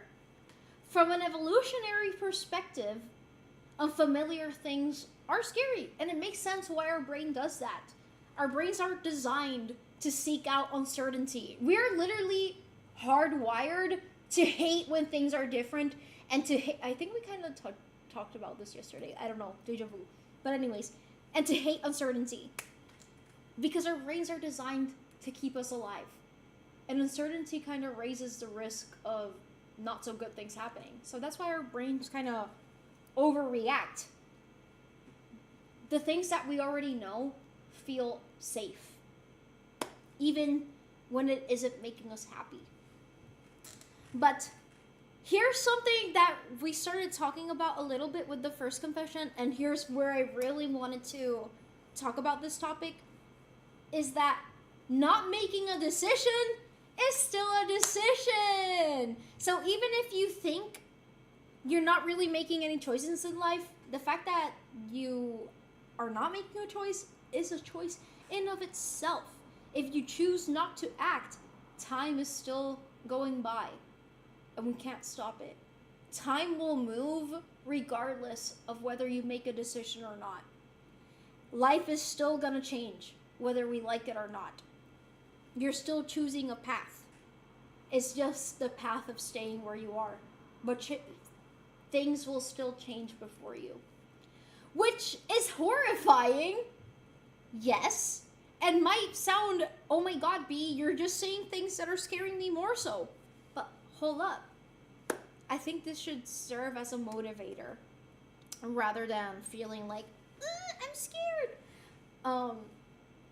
Because it should remind you that you have agency, that you can choose what to do with your life going forward and how you can write your destiny. Of course, we can't choose every single thing that will happen to us. We can't choose our circumstances, but we can choose how we act with the circumstances that are laid before us and what kind of person we want to become going forward. So, even if I choose to stay where I am, I want it to be a choice that I actively make. So if you choose to stay where you are in life, make sure that it's actually a choice, not something that you're just letting happen. Like, don't let life happen to you. Live it. Even if you're staying in the same place, that is okay. So don't stay there because fear made you stay there. Stay there because you chose to stay there. So the best way that I can help you guys visualize, I thought about this example earlier because it's something that's happened to me a few times. Has there ever been a time where a friend of yours recommends a movie or a TV show to you and you're like, I don't want to watch it. It looks weird and the characters look weird and I don't think I'm going to like it. Have you ever done that? Probably yes. I've definitely done that. Maybe you thought it looked weird or that it looked boring, but then you gave it a chance and you loved it. Of course, sometimes you'll give things a chance and you'll hate it.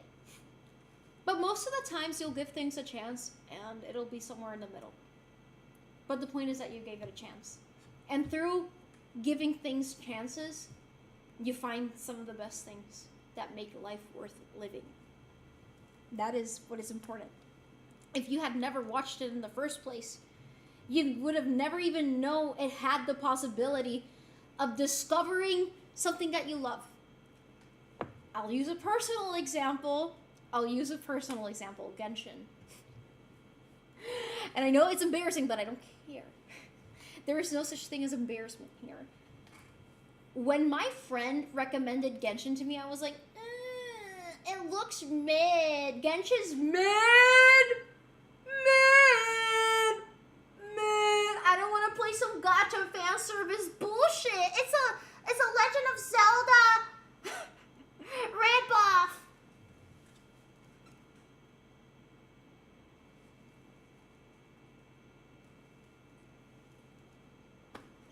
Need I say more? Genshin is literally it's so ingrained into my identity. They're literally, like, my life is divided to before and after Genshin. Dead ass, which sounds ridiculous to a lot of people. But I've met so many people because of Genshin. I would have never become the cosplayer that I have become, or a streamer, if it weren't for Genshin. Honestly. I wouldn't have been so motivated to cosplay if it weren't for Genshin. I didn't feel passionate about any cosplay until I started cosplaying Genshin characters. It laid out a path before me that I didn't even know was possible. And it was all because I gave it a chance. So, this is a quote that I made myself that I always say on every stream, and I feel like I already said it on the stream, but you can not expect life to give you an opportunity if you don't give that opportunity to yourself first. So, life is a little bit like that. Like me picking up Genshin and deciding to give it a chance. Sometimes change will disappoint us. I've picked up games that I fucking hated. Or animes that I knew I wasn't gonna like, and I watched it and I didn't like it. Or then there's been animes that I pick up and I thought I was gonna hate them, but I like them. It happens. Sometimes it disappoints us, but sometimes it's the best decision we'll ever make. But if fear is always making decisions for you, you're never gonna give yourself the opportunity to find out the best moments of your life. So, yeah, that's my take on this one. What do you guys think? I went on a tangent here. Okay, reading chat. I have to scroll up for this one. Holy. I can't wait to see my watch time at the end of the year. It's probably going to be insane. You're pretty much the only streamer I watch. Thank you, Phantom. I really do appreciate it. The only streamers I watch are people in this community. Like you, Mufflin, Rose, Alawu, Mona. Yeah. Those are pretty much the streamers I watch. Tyler now, too. What do you think? De que? Well, it was my grandma's funeral. I'm so sorry to hear about that. I'm sorry for your loss, Super Mild. My condolences to you. We're here for you if you need to talk about it. Wow, 100. I couldn't even find the YouTube stream. Yeah, it's very hard to find my VOD channel for some reason. Let It Happen, like the song You and JoJo. I know I have to watch JoJo. I just haven't gotten around to it. Also, I don't have Netflix anymore. My therapist said this to me once. It's okay to rest. It's okay not to take any steps forward, but you can sit down for as long as you need, but don't unpack. Not making progress or moving forward is still moving forward for as long as you haven't given up. Here's the thing, and this is something that, yes, it puts pressure, but at the same time, it's a good reminder. Let's say, for instance, I want to write. I want to publish a book before I die. If I were to, I don't tell this to myself as an example. Oh, but it's going to take so long for me to write it. That time that it's going to take for me to write it is still going to pass. If it takes for 2 years, those 2 years are still going to pass. Might as well spend those 2 years writing and doing something that I want to do. Not just letting time pass by and me not doing anything. So, yeah, don't die and have regrets with you. You will die. Death will come for us all. Sorry for trigger warning for people who fear death. But yes, death will come for us all. So might as well live life to the fullest. Life is very short, but also painfully long. One of my friends suggested that we all watch The Boys when it came out. We watched it together on us. Oh, really? At first I was like, meh, but it got good. For me, season 1 was excellent. But the other seasons kind of felt like started getting lower and lower. I haven't finished the last one, though. So if I gave things chances, my life will end up in the middle. Most of the things that happen to us in life are not fantastic or the worst. Most of the things that we do every day are like that middle that we don't give that much thought of. But through going through that middle is that we get to experience the highs and the lows. But we must move for us to experience that. So yeah. Ugh, the impact is ruined! Gosh, that's our trash. I remember the BOTW riff-off play. Yeah, I remember Breath of the Wild. Yup. No, I was one of those people. It's crazy how initially small decisions can lead to so big things. Yeah, no, honestly, the smallest things have changed my life vastly. Like me deciding to go to Comic-Con on, was it on 2021 or 2022? I can't remember. But that decision altered my life. Me picking up Genshin altered my life. Me streaming that one time I streamed on Instagram. I don't know what, like I still think about that because it's almost as if someone made that decision for me. I just did it. I have never shown any interest in streaming. It's never something that I was like, oh yeah, I should stream. Like literally. And I just did. Anyways. What's the worst anime? Oh my god, Mars of Destruction. Yeah, Mars of Destruction. It's ass. I matched with a cosplayer on Hinge and asked if they like Genshin. They say, okay. So I am not. They said it was okay. I mean, a lot of people don't like Genshin and that's okay. That is okay. I respect that. But I need people to understand that it is something that means a lot to me. I do have a problem with people shitting on something that I do love. I don't mind if people don't like it, if people have complaints about it, if people have criticisms about it. If they legitimately hate it, that's fine. But if they're... once you're excited about something and someone makes you feel bad for that excitement, that I don't like. I hate people like that. I do watch other streamers, but you're the gayest one. You don't need Netflix. I don't have Crunchyroll anymore. You know, it's wild that you say every time I write, I get a real flow and I don't stop until it's done. Usually I do that, but I rarely have the time to do so. And it's really sad. Like, in high school, I would sit down and really just write in one go. But I have the interruptions of adulthood now. Same thought. The urge to leave something behind before you vanish. Yep. It's very important. I never think about the time it takes. So, same. Honestly, I don't either. I used it as an example, but I never think of like, oh no, it's going to take me so long. I do think of like, oh my God, when am I going to be able to sit down and not have someone ask me for something? I lock in so hard. I locked in so fucking hard the last time I sat down and had a writing session. It felt so good. It felt like I was... Oh, I don't know. It's such a good feeling when I do that. I love writing. So yeah. No, I also didn't eat. And I wasn't drinking any water. And I had to pee, but I didn't want to stand up. That's a very good perspective. I shall remember it. Time is going to pass. Might as well start writing now and spend it writing. Exactly. No, when I saw, like... it was quoted differently, but when I saw that sentiment for the first time, I was like, wow, they're so right. I know Genshin is probably good, but I already spent a lot on Zenless, and it's so much story to get through. Yeah, Genshin, hay mucho. Pero yo siento que hay par de personajes que si vieras las historias te encantarían, no es por nada. Yeah, you should stream sometime. I started watching your streams because of one IG live I found, and I'm so glad I did. I love your streams so much. I'm happy that we happened to come across each other like that. I don't know, it's weird. It's kind of crazy to think about like those exact circumstances and the exact coincidences that led to connections. That's why I say like every choice has the potential to change your life, you know? Do you want to use my Crunchyroll account? No te voy a hacer eso. No te voy a hacer eso. It's a lot of story. Yup. I'm many hours in, and I'm only in the second chapter. Holy. But you're seeing my wife now. Anyways. Next confession.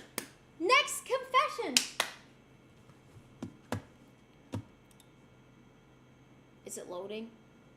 No loading? Hey! Okay. Sometimes I don't actually miss a person. Wait, let me read the chat real fast. It feels funny that I was actually scared of your lives on Instagram. It wasn't so long after that I started watching you on Twitch. Not gonna lie, my lives on Instagram were scary because of the chat. I'll say one good thing. I kind of lucked in the other day with the drawing and I didn't feel motivated with the sketch because it looked weird, but then I colored the hair and the eyes and I thought, yeah, one sometimes has to keep going in spite of that little voice in our heads telling us that we're doing it wrong. Because sometimes you'll discover that you're doing like the right thing and that it's leading to the path that you want it to be on. Just give yourself the chance. It's worth it. Yeah, I'm talking to you, Manny boy. Yeah. Until I got the shirt highlights. Mira, lo que he visto está hermoso, okay? Thinking about the exact circumstances that led to me being alive always makes me nervous, as if I could suddenly vanish from it having been so unlikely. Yeah, no, honestly, I was also very unlikely. I was extreme. I mean, I think all of us were unlikely if we think about it deeply enough. But we're here. The fact that we were so unlikely and we're still here and we just so happen to be talking to each other, I think that makes me put a lot more value than I already do on what these streams are and everything in my life in general. Okay, wait. Fixing tits! I feel like... Okay, they're okay now. They're okay. Sorry. Yeah, the first and last IG live I joined... Yeah, it is... Not gonna lie, it's slightly unmotivating that my Instagram audience is just full of trolls and insults. Like, I know some people there are great, but I would like to sometimes, like, turn on an Instagram live stream just for funsies without being sexually harassed, you know? You haven't seen the shirt highlights? The shirt highlight... del dibujo. Ay, estoy seguro que se ve bien. Es que tú eres muy criticón. I mean, my dad beat my pregnant... Oh, my God. Yeah. I'm sorry to hear that, Rose. The eyes aren't perfect, but I can't recreate Araki does, but it's the closest I can do. I'm sure that it looks great. From what I've seen, it does look great. Mm. Wait, I kind of want a snack. I'm gonna eat some cashews. Wait! Wait! Wait! Okay, 2 cashews. Mm. Mm. Como mejor que tú porque es comida de verdad. No mierda artificial. Comes pura mierda. It's not food, it's bird food.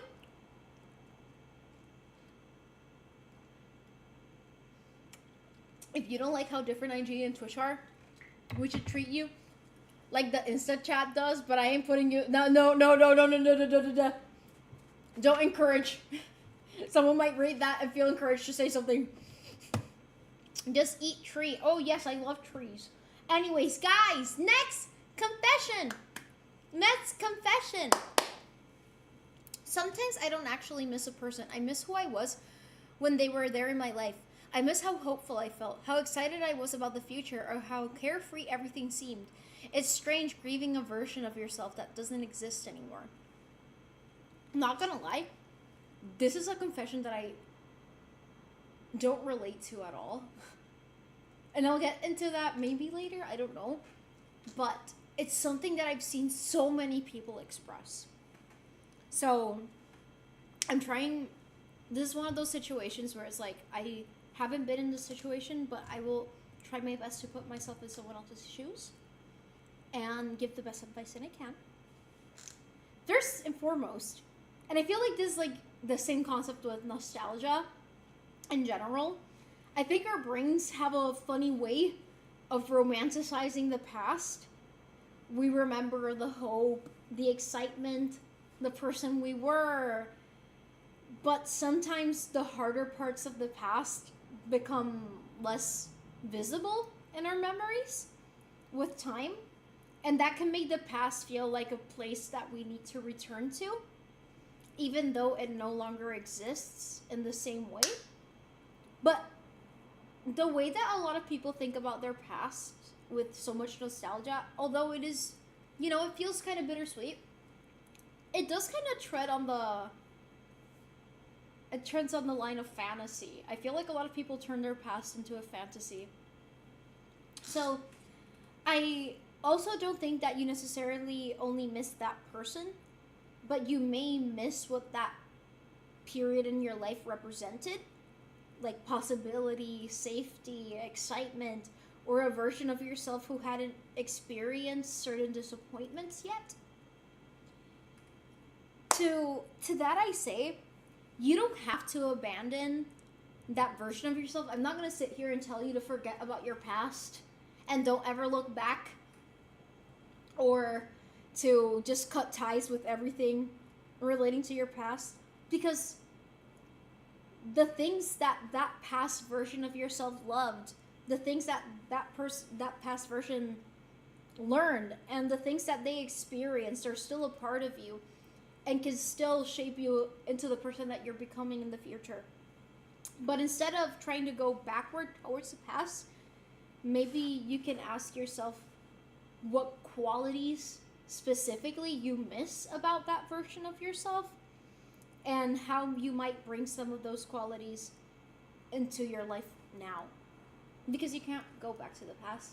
You can carry parts of it with you, but you must keep looking forward. The hopeful person that you once were may not be completely gone. They just look different now. They've gotten older. They've experienced new things.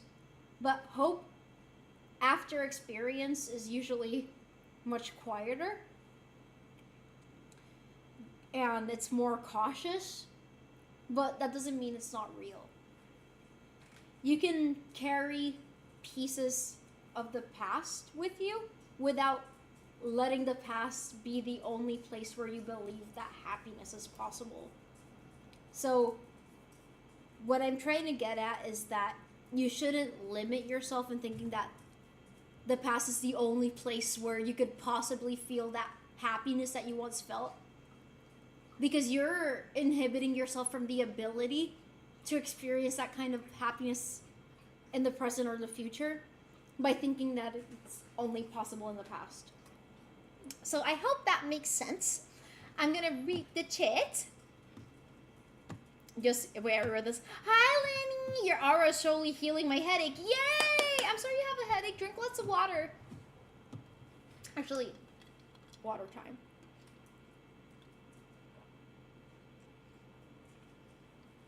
Does it ever fuck with anyone else that you can only read in one direction? I love grids, but I can only read in a line. Like, what? What brought this up? Honestly, the only parts of my past I missed were I was less lonely, but those were all riddled with other issues. I just wasn't, not gonna lie, there's not a single moment of my past that I miss. Like, there's individual good memories I have, but I don't miss. Oh, Toto.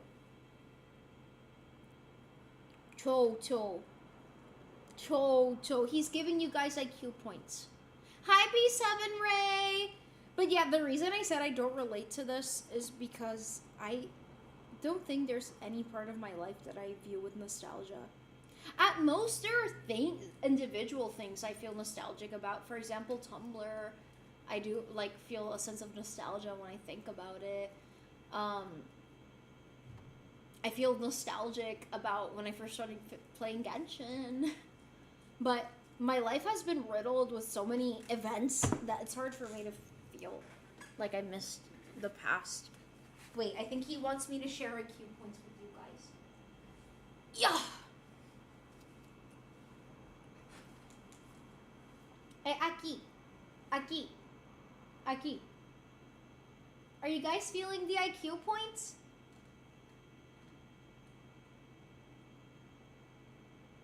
I think you guys are. Yes. Cute prize.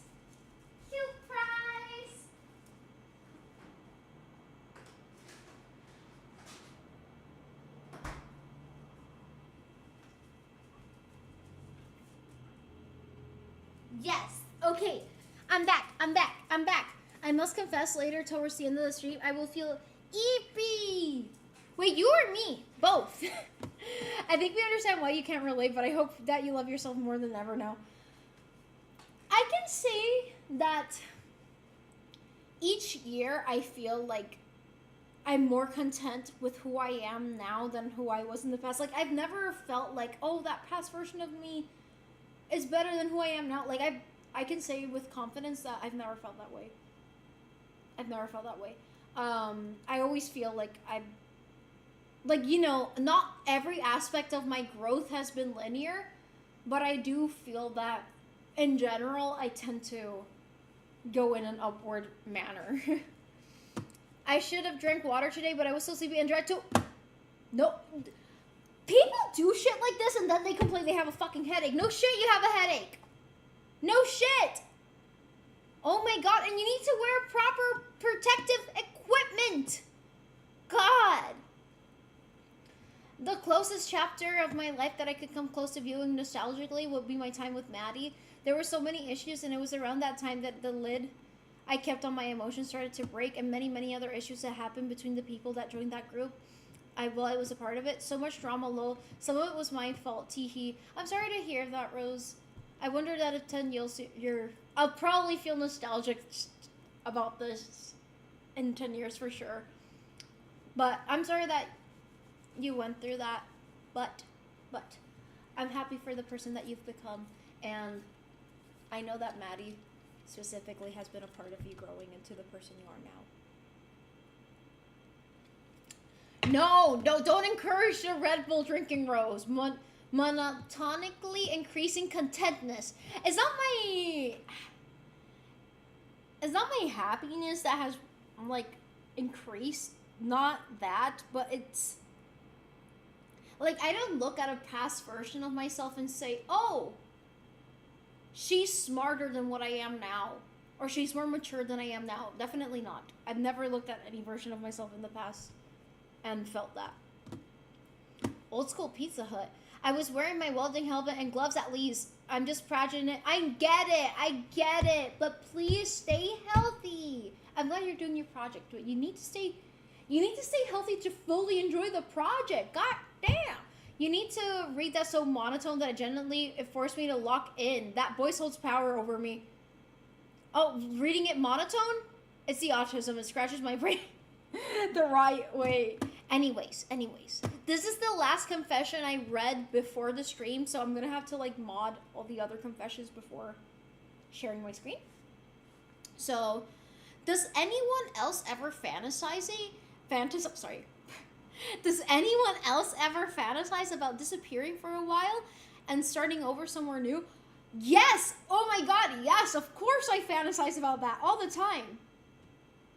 I think that there's something very appealing about the idea of arriving somewhere where nobody knows you, no expectations, no history, a clean slate, and an opportunity to reinvent ourselves. But that can become dangerous. Especially when we start believing that another place will magically solve everything. Puerto Ricans have such a bad habit. I feel like this is a universal immigrant habit. But so many Puerto Ricans think that, oh, if I move to the US, I'm gonna get a higher paying job and all my problems will be solved.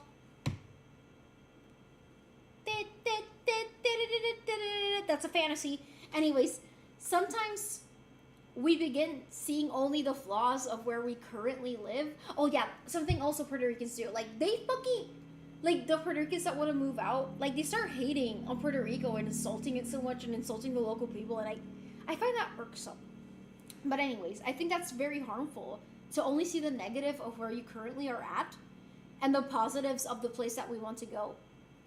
Because every place has beauty and every place has problems. We have to be realistic here. If we're trying to escape things that are mostly external, maybe like a toxic environment, a lack of opportunities, or circumstances that are genuinely not good for us, then moving can absolutely be healthy and a life-changing decision. But if we're trying to, if the thing that we're trying to escape is resentment, unresolved hurt, and parts of ourselves that we haven't made peace with, those things have a way of following us.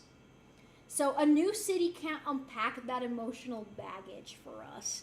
And I think a lot of people move to another place expecting, like, for example, they're like, oh, dating, because I've seen people do this. Oh, all the women or all the men where I live suck. Then they move to another place and they still have the same fucking problem because they haven't addressed that the call is coming from inside the house.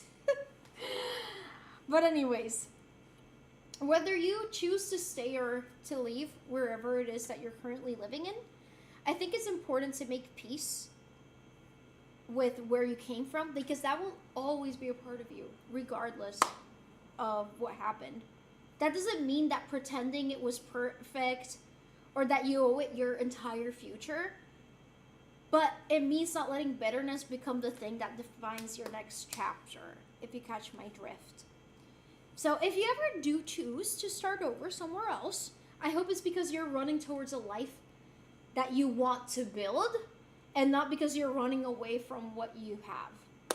So I hope that makes sense. I definitely relate to this a lot. I do think about moving, but like I said, I don't want it to be like a fantasy. I feel like this also kind of relates on the previous topics we were talking about choosing life paths. So yeah. Anyways, reading tit real quick. Scrolling up. Okay.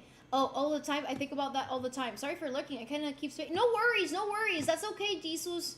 Take a rest. A rest. Take a rest.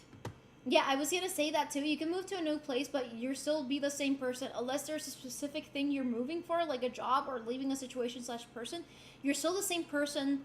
The same mistakes will repeat unless you change. Exactly. Always have to look at the difference in median and mean income. And also purchase power. Yep, that is very sound advice. I feel ya. I guess I won't have much to say. Loki, the reason I don't want to leave New Jersey is because we're so dense and diverse that there's everything here and it's so close. I'm afraid that I won't be able to find communities like I can here. Also, NYC is so close. Honestly, it makes sense, like logically speaking, why you choose to stay there. I mean, there's other places that have those kinds of benefits too. But again, I would say like when making these kinds of life-altering decisions, you have to do it long-term, not like some people move on an impulse. That's not a good idea. For most people, that will not lead to good outcomes. So just think about it, visit the place first, live there short-term first, you know. I moved and it wasn't the great. Yeah, honestly, I also moved one time. I lived in New York. And while I did learn a lot from that experience, I ultimately came back. I'm in Puerto Rico now, so yeah. If I moved, I don't think I'd leave the Northeast. Virginia would probably be the furthest I go. Yeah, no, that makes sense. It's still pretty close, all things considered. Italy sucks no matter where you go, unfortunately. Does it? Financially, this place sucks to live. It's so expensive. I've heard that Jersey's expensive as hell. Like, it's crazy. Ooh, someone's deliberating. Heat rod. Hello. Like 1,000 miles or so away. Anyways. Honestly, oh wait, I moved away from both my parents to live with a dude I met on Minecraft. That's crazy. For me, like I've thought about moving because I think about it logistically. Like I love Puerto Rico and I hate that I have to leave a lot of things here behind, but the kind of life I want to build, which I'm still deciding on what kind of life I want to build. I'm still very young, right? But I don't know if it's sustainable, and I don't know if things are gonna get any better. The infrastructure here is fucked. And I know that there's still problems wherever it is I choose to move. But, you know, there's certain things that are piling up here that make me consider moving. So yeah, hopefully I can make the big move one day, but yeah, also it's expensive. Oh my god. And literally I've built my entire life here, so it's gonna be so difficult. You don't have to tell us, but what was family life like when you were in NYC? Like, who did your folks go to for help? I don't have an answer to that. I mean, they still went to, like, they still called me every day for, like, I'm still their therapist, regardless of where I am. And they would still show up unannounced sometimes. Yeah. Even if it required a plane ride. But I don't know. Also, High Hope stream is going well, but I have to tell someone that my local corner shop owner just ran a crazy man out of the store with a machete. What? The fuck? Está caro todo. Así es. If you want, I'll convince little gay boy to let you marry him. He'll adopt me. And we'll be able to move away from the US. Sounds like a plan. Sounds like a plan. Okay, I'm gonna stop sharing the screen so I can read the next confession. Olive Delights. Next confession! Palate cleanser.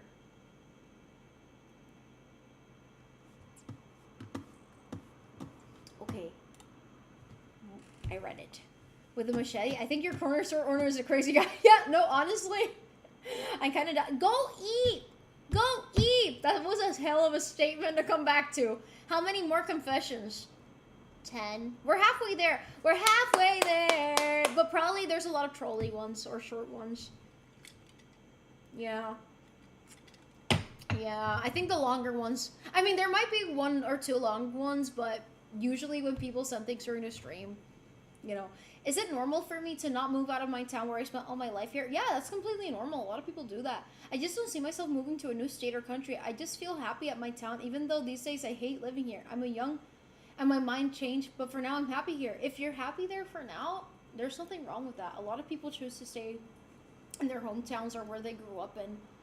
We're halfway there. Woo, living on a prayer. Living on a prayer. Mine is a little long. Okay, then I have to hurry, guys. Yeah, that's completely fine. I feel like most people stay in their hometown. Yeah, honestly, this isn't technically my hometown, but it is where I grew up in. So, Yeah, half grew up in. Divorced. My parents are divorced. Anyways, US has a lot of people that do that. Yeah, no, and even here in Puerto Rico, there's a lot of people that do that. Anyways, next confession. I have a crush on a shift supervisor at my work, but to be honest, I didn't realize until last month. But the thought of confessing to her made me feel like I'm a creep, even though I don't have bad intentions. It really hurts yearning for true love. I feel like this is something that I say on every stream, so I'm gonna address various topics here. First of all, I don't know. I'm sorry, I'm gonna address the logic slash logistics thing first. I don't know if you can get fired for being in a relationship or anything like that with someone in your workplace. For example, in Sephora, that was like banned, and you could literally lose your job over it and put the other person's job in jeopardy as well. So, you know, there's that logical thing that I had to address first, so I do apologize. But yeah, again, I don't know what policies you have at work specifically. The other thing is that I'm not sure why you would think that it would make you a creep. Unless you're acting creepy, I don't think it's creepy to have feelings for someone. Especially if you don't have bad intentions. Of course, I don't know if you want to pursue these feelings, if you want to tell this person or not, or if you want to get in a relationship with this person or not. I can't know that. But that being said, it's worth it to ask yourself why it is that you feel this way towards this person. Is it genuine feelings of love? Is it genuine feelings of romance? Or is it you just feel very fond of this person and your brain still doesn't know how to distinguish those things, which is normal, and a lot of people go through that. And also, yes, yearning for true love is very painful, and it is a very human thing, and I feel like billions of us are going through that very same thing. Many people are in relationships and they probably don't feel like they've found their true love, and it is an exceedingly hard thing to do. We live in a very lonely time in human history, and we just keep becoming more and more isolated, which is so weird because we're so hyper connected thanks to social media, yet it's a very lonely existence. So I hope that you're not placing your happiness solely on this person, and I hope that you can approach this in a healthy manner, regardless of whether that person returns their feelings or not. And I wish you all the best. Reading chat sounds like what a Vulcan would do with logistics of love. Yeah, no, like I have to say that because it is like a coworker. I mean, a supervisor specifically. Which also, there's a power dynamic there. I forgot to address that, but technically there's a power dynamic there, which can also add like another layer of logistics that you might need to think about. Sorry, I'm being realistic. But anyways, if you want to add more context, feel free to do so. And if anyone in the chat wants to deliberate or offer any other words, just go ahead and do so. Okay, wait. Reading next confession.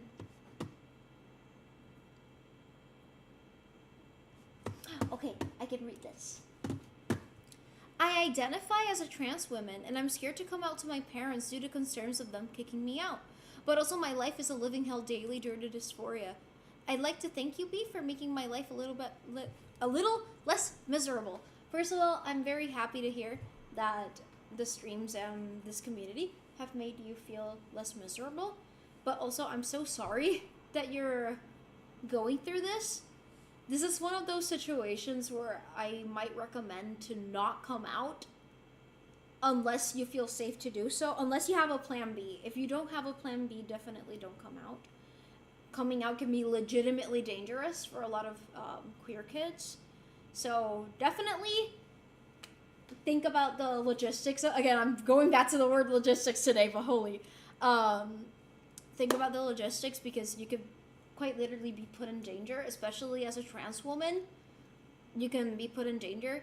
I hope that never comes to happen. But I need to tell you realistically because I don't want anything bad to happen to you. And yeah, dysphoria is a fucking bitch. Holy. While I'm not a trans woman or a trans man, I definitely can relate to the feeling of dysphoria because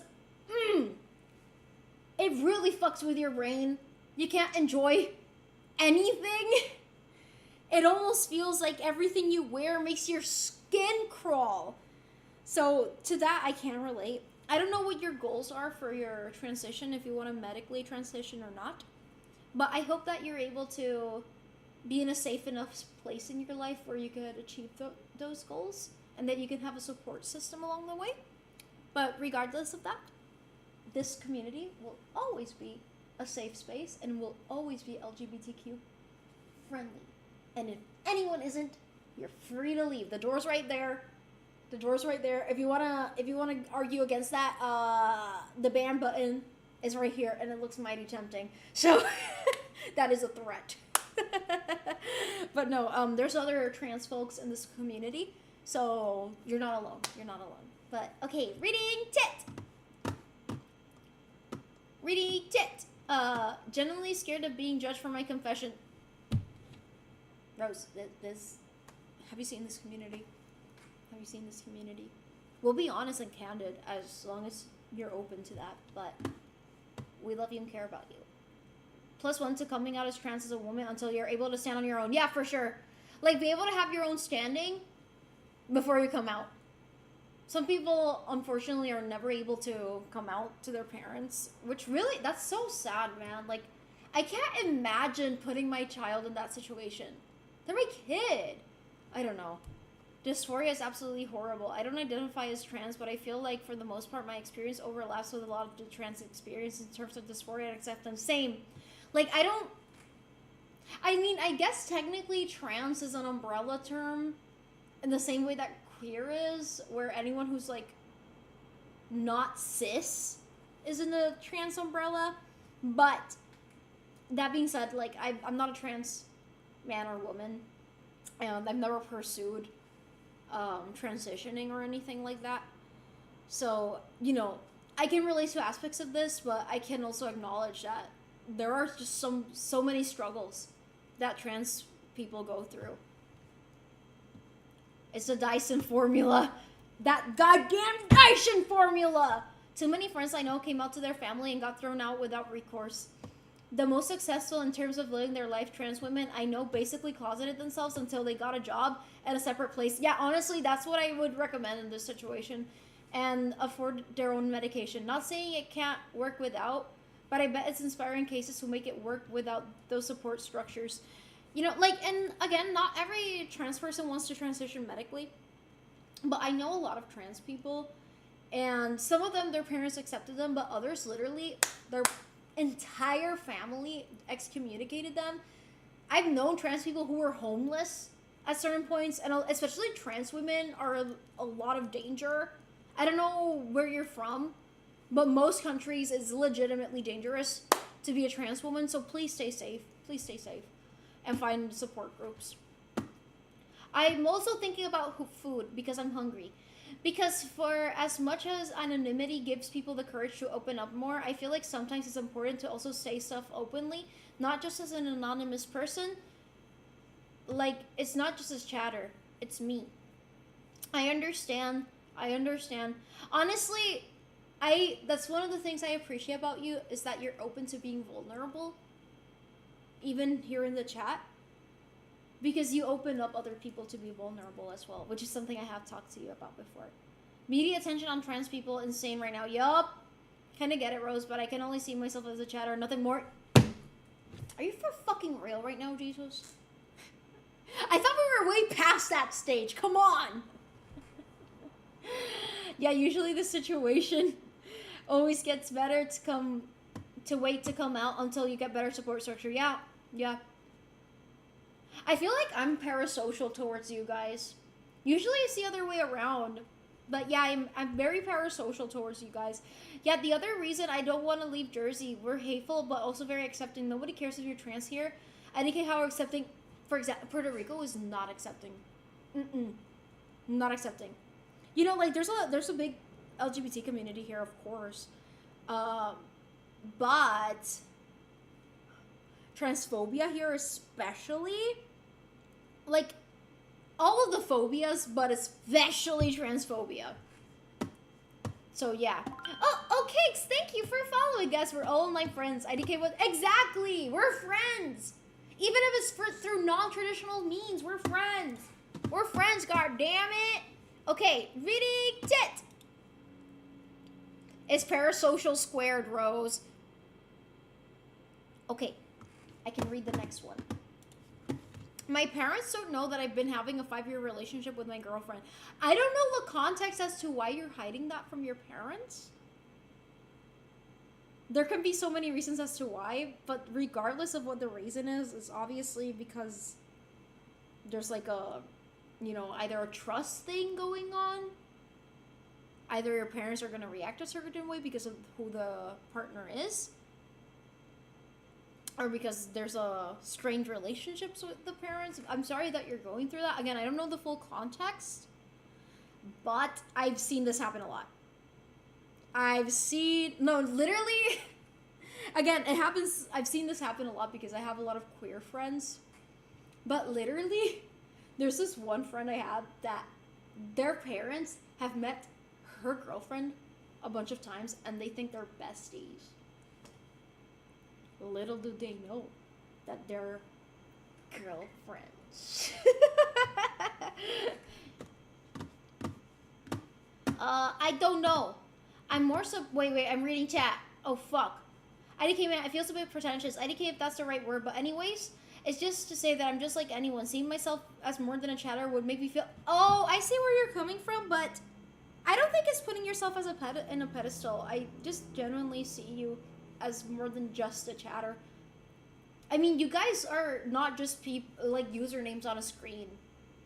I know things about you guys. I know things about your lives. For some of you guys, I know what you look like. I talk to you outside of Twitch, or I've seen you guys talking to me on Twitch for a while. Like, I know things about you guys. I see you guys as people. Does that make sense? But I understand where you're coming from. I'm more surprised that you were able to hide. No, hiding a relationship for half a decade is crazy. My cousin is even just masculine leaning, and she still gets bad hate in Latin. Yeah, no, Latin America is really, like, machismo culture is unmatched. Yeah, for some reason or another, fear and concern in them finding out. If you're unsure about telling them, it's okay. Even if you eventually want to tell them, it's okay if you're not ready yet. Exactly. Not they were roommates. Yuri IRL? Whoa. I'm just a phantom. What? You know what I look like? How? I have superpowers. I mean, I always knew you were a pile of rocks, so it was easy. You know what I sound like when I'm doing... That's true. I'm an extremely evil phantom. I'm not a username. I'm Morty. She knows things. What things? I remember the things you say, even the ones you guys wish I would forget. Anyways, next confession.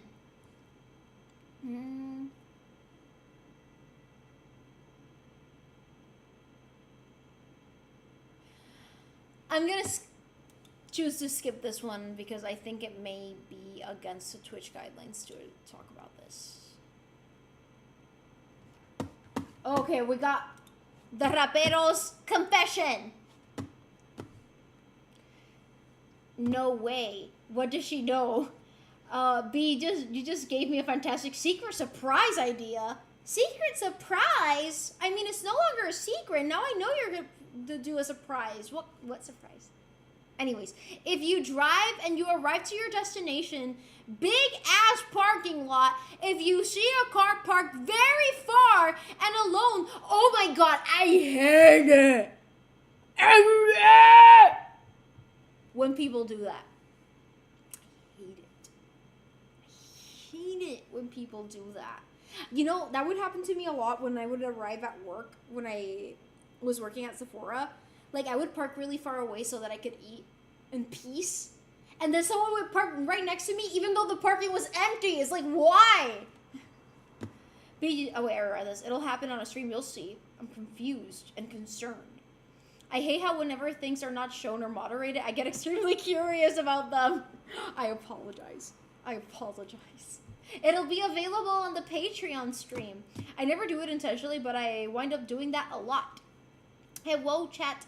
And B, I have arrived. I was with my GF Loki sad because she wouldn't hold my hand, but it's Loki okay, because there's a good reason I will be saying on here, and it's not something I've done before you ask. It's okay, you don't have to say anything, but hi, Jotaro. I hope you had fun in spite of it all. I'm glad you guys were able to see each other. This is what I was saying the other day when I went for pizza. Yeah, no, I remember. I hate it when people do that. Yeah, you're gay if you do that. Okay, next confession.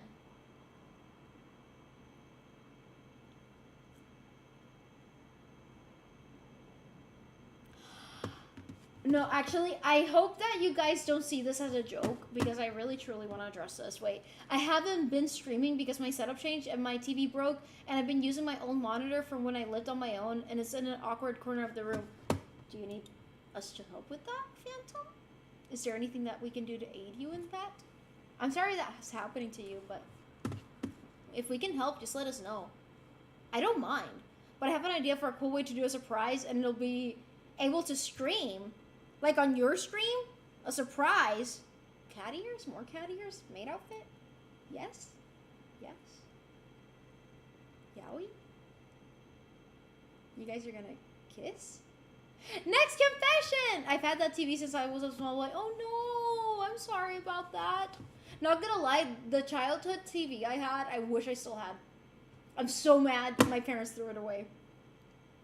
I want a pizza so bad. Eat! It survived 19 years. It was really pushing 20. Just a normal pizza. Anyways, guys.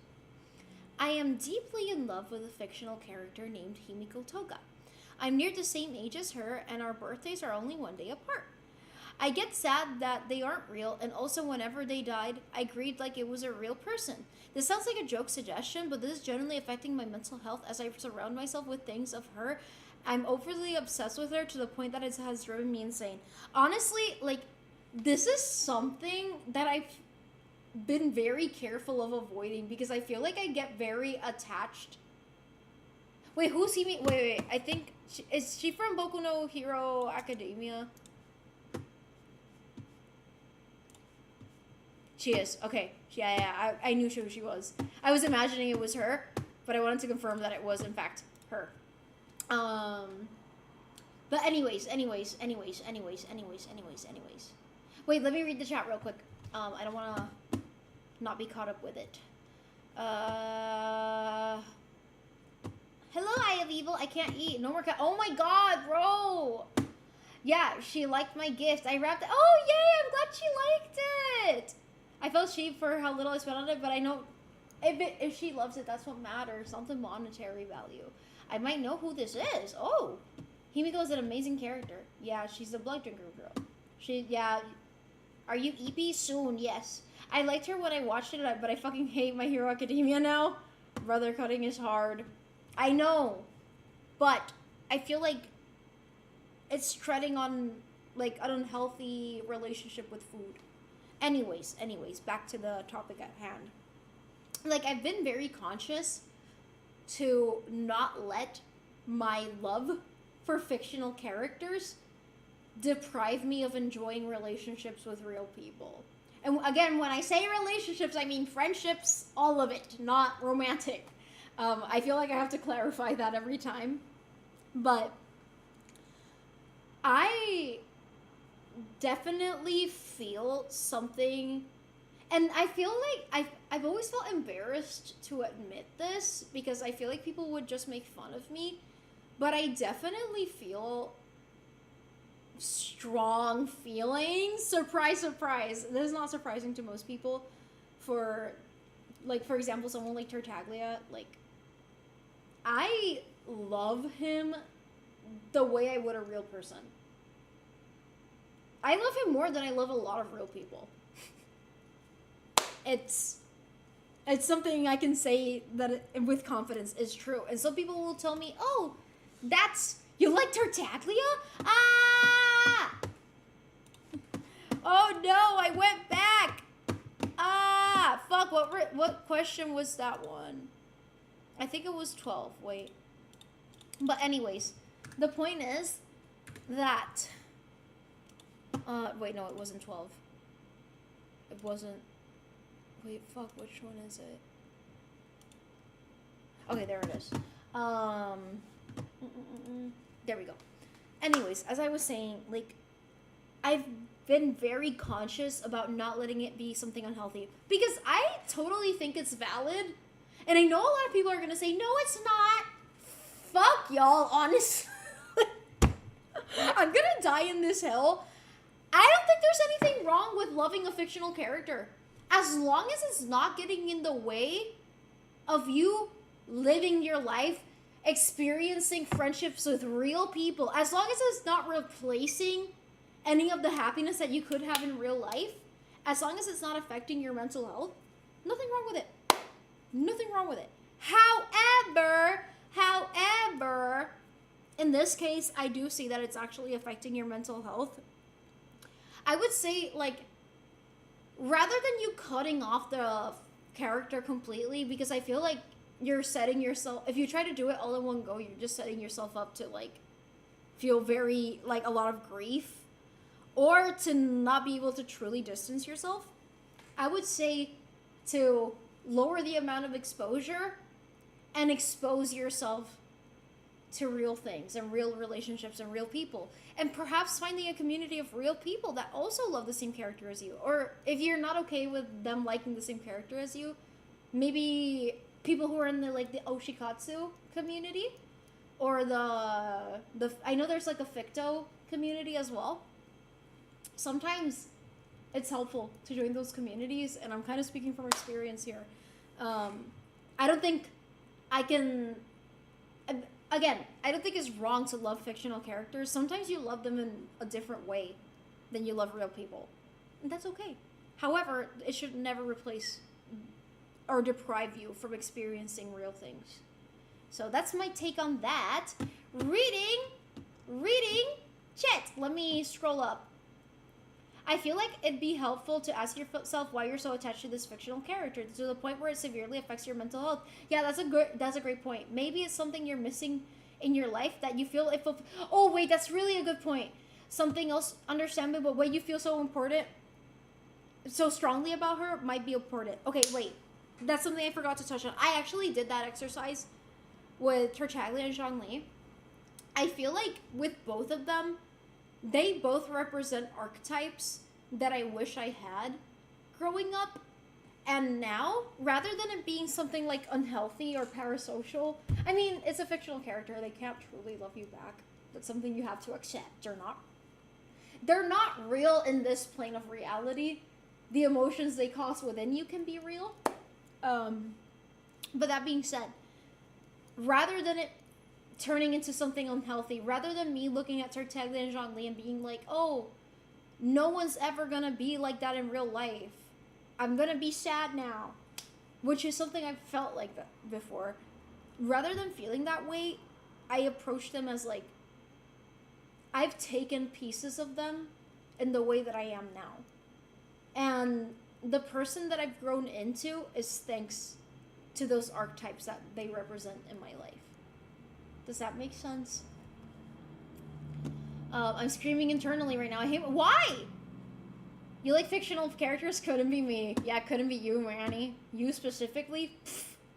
Oh yeah, there's nothing wrong with loving fictional characters. Trigger warning. Look how many people love... No, actually, I wanted to make the comparison to religion, but I don't want people to think that I'm implying something offensive, because that's not my intention. But in a way, with fictional characters, people are looking at them the same way. Like, for example, some people are like, what would Jesus do? Or what would this person that I look up to do? A lot of people look at fictional characters in that same way. I don't think there's anything wrong with that. Would psychologists consider loving fictional characters a form of dissociation? It can be, but it isn't always. I've actually done a lot of research on this. There are people that definitely engage with fantasy worlds in a dissociative manner, but it's natural for humans to engage with fiction in a passionate way. And that doesn't necessarily mean that they're dissociating. It's definitely something that we should judge on an individual basis. And I think that people online are very mean to people who are very affectionate towards fictional characters. Like, I've seen people online, like, that have, like, a... Like, there's this one girl I'm thinking of, and I love her account so much. She's in, like, in the Oshikatsu community. And she always says, like, she's in a relationship with this fictional character. She has plenty of friends. She studies, she works, she lives her life, she's glowing, she's happy. Who cares? Who cares? Why do you want to force her into being in a relationship that she doesn't want to actually be in? Like, let her be. She's not hurting anyone. She's happy. She's still living life to the fullest. Maybe it's in a way that seems unconventional to you. But I say, you go, girl. You go, girl. Honestly, I look up to her. Not gonna lie, she inspired me in the Songshi Shrine. So yeah, I just came back, and it's funny how the confession definitely spelled MSJ for some people. Thank you, Starch. I love Anakin Skywalker says he were a real person, so I get you. But yeah, no, honestly, I don't think there's anything wrong with that. But low-key, I do think it's similar, but religious figures are just seen as more socially acceptable. You still don't know them or have any real connection with them beyond the medium. No, that's true. And I've thought about that exact same thing before. I mean, people write fanfics of the Bible all the time. It's the same. It's the same. But one is seen as socially acceptable and the other is not. And I'm not saying like, oh, are you saying that my religion is fiction? I can't know that. I can't know that. And I'm not trying to offend anyone who's religious here. But I do think it's productive to think about this in similar terms to how people approach religion. Religion isn't always healthy. Sometimes people are in literal fucking psychosis because they're religious. Religious psychosis is very real, but that's not judged as harshly as people who are just ficto. I don't know. Reading chat. I'm never stopping with this joke because I feel sort of that way about Anakin too. Was it because you deeply understood Zhongli's struggles by having two dicks? Exactly. I've never seen someone who represented me so well. I love that Star Wars tangent is... No, I love this. I hope you guys make friends with each other. That makes me happy. I wouldn't do much. I'm pretty chill. I'll go to sleep. Jesus, please. Emeritus. Ghost? Oh, yeah. I'm screaming internally because I'm thinking my confession got skipped, but probably the ending goes against TOS. I need to read that. No, that confession I skipped over definitely was not yours because it said something that confirmed that it was not your confession. Anyways, I got so, and it was really short too. Unknowingly attached to Jax from Digital Circus that I was fucking crying so hard the way home. I cried, not gonna lie. And I want to meet his VA. I love Michael Kovac. He did great in Has Been Hotel those years ago. So I understand. Have you seen that K-pop idol that really loves Jax and she's like, her Oshi. Wait.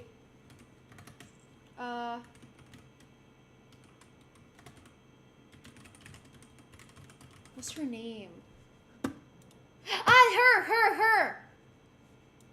Her. Yes. Jilly? And she drew this. Oh my god, she's so good. You guys can't see it. I mean, you can see it on the bottom here. The drawing is so cute. But she gets it. When I saw that, I was like, oh my god, we got a ficto K-pop idol before GTA 6. Dante's Inferno. I was literally thinking about Dante's Inferno as I said that. So I guess parasocial counts with... Yeah, of course it does. I think it depends... Defined as a relationship that... By the definition parameters, that cannot be two-way street. Whereas these characters, it's parasocial, but many of us is two-way communication. Which I don't normally think about in that way, but it doesn't mean that it can be... Here's the thing. I don't think every parasocial relationship is automatically unhealthy. It can be unhealthy. And for a lot of people, it does become unhealthy. But just because you really look up to someone who doesn't know that you exist, is that unhealthy automatically? No. Just because you love someone that doesn't love you back because they don't know you exist, I don't think that's unhealthy automatically. It's normal, it happens, and it's a very natural human thing to do. Good night, Jesus, love you. Yeah, none of us can know that. That's why it's called faith, thus of us believe. On your case, I'm happy that I helped you to level up to who you are right now, and I hope it would inspire other people the same way. Thank you, Illuminate. That's very kind. I feel God in this chilies tonight. I meant Jesus. I can't believe I misspelled it. Ryan Reynolds is so attractive. I know he's a real person, but goodness gracious. That is the man that straight men find incredibly attractive. The same way that straight women think that Zendaya is the most attractive woman ever. Which, they're both... Ryan Reynolds and Zendaya are very attractive, but... Again, I know that someone's a straight girl if they say that that's their crush. Anyways. AOT, wait, where? It is an Attack on Titan background. Slay! No, that's what I was trying to say, that you can get value about these characters even if you can't talk to them. Exactly! I've learned a lot from Tartaglia and Zhongli, and I hope to keep learning from them. Maybe I did. No, you did. You're good. Somebody tell me why sitting on this chair... I wasn't trying to debate you. I was reiterating what you were saying. My feet is the most comfortable position for me. Am I bisexual? Is this how I found... You're bisexual? I didn't know you spoke more than one language. You know who Rhea Ripley is? Yes. Yes. Yes. She's attractive, but she's not my type. Sabrina Carpenter, though. I'll be honest, Ryan Reynolds is cool, but I prefer Ryan Gosling. He's also very attractive. Rami Malek, he's also very attractive. I love you for that. I knew you were gonna like it. Yes. I don't get Ryan Reynolds, and neither Ryan Gosling. Rami Malek, I get more. Okay, male actor that I find... Michael B. Jordan. Michael B. Jordan. We all agree. We all agree, though. Yes? Yes? Yes? Okay, good. And only that one joke for the record. I love you for that one joke and that one joke alone. Jensen Ackles, yes. Also, yes. Yes.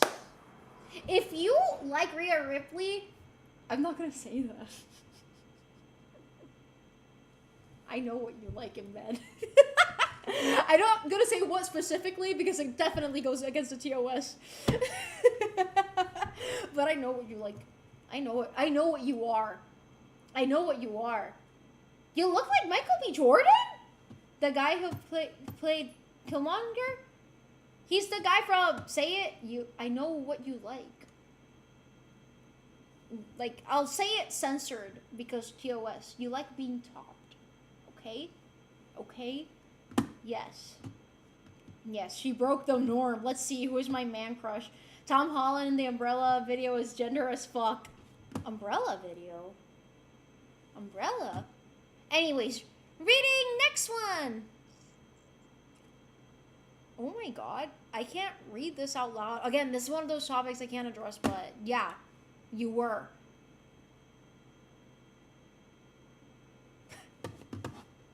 I know this is a joke, but I make plushies for a living and I keep getting the same suggestion from the same guy to make Himiko Toga plushies.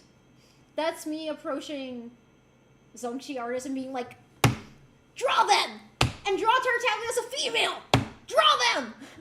Have you seen that one meme of an artist drawing on their tablet and someone whipping them? I love that meme. Andrew Garfield, he's also very attractive. See it, guys? See?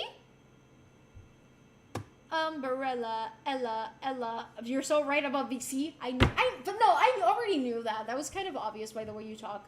You did say I thought, yeah, no, exactly. You look like a lot. There's only like 4 left. You like it because you can relate. Wait, relate to what? I already forgot. Oh, this one? The message? Send it to memes. Let me see if I can find it. I don't have it saved. Whipping artist meme? No, it's not this one. It's not this one. Look what someone uploaded on TikTok. Please help me find this drawing. It's a reaction image. I've tried looking for it and nothing comes up. But no, literally, it looks like that. Like it's someone like tied up drawing and someone's like whipping them. Where is it? I love that drawing. Fa! I can't find find it, guys. Let me go to the comment section of that one TikTok. Maybe someone commented it. Did no one fucking comment it? Ah, I found it! Yeah, this one! I see people always commenting that when someone's like saying like, oh, I wanna draw Zhongli doing beep beep beep beep beep beep beep beep to Tartaglia, and everyone's commenting this. I'm gonna send it on memes. I mean, yeah, that drawing is crazy. I always see it on Twitter. He really said you sound like a bottom. What about Robert Pattinson? He's pretty, yeah, I know, he's attractive. It does look familiar. Now I'm curious. I sent it. I hope my confession isn't the last one because that's going to be a dark note to end on. I think it may be one of the last ones, but not the last one because I think I saw the number increasing.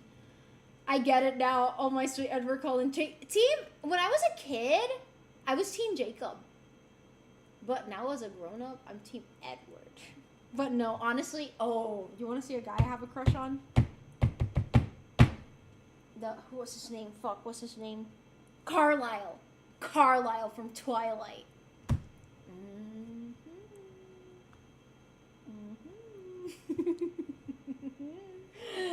Yeah. Yeah. Yeah. No, I'm Team Carlisle. Yeah. Yeah. The dad. The blonde dad. Vampire dad.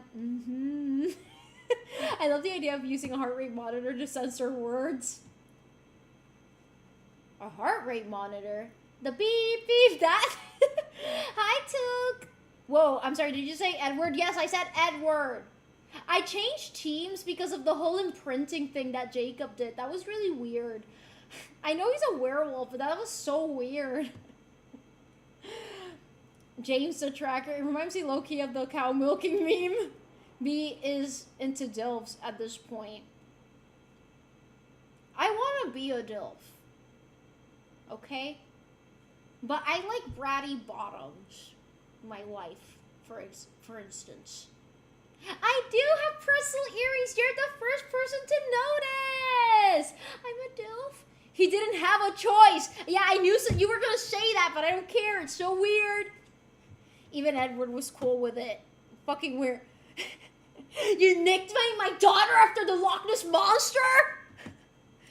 Those movies are so funny if you rewatch them. Okay. Yeah. There we go.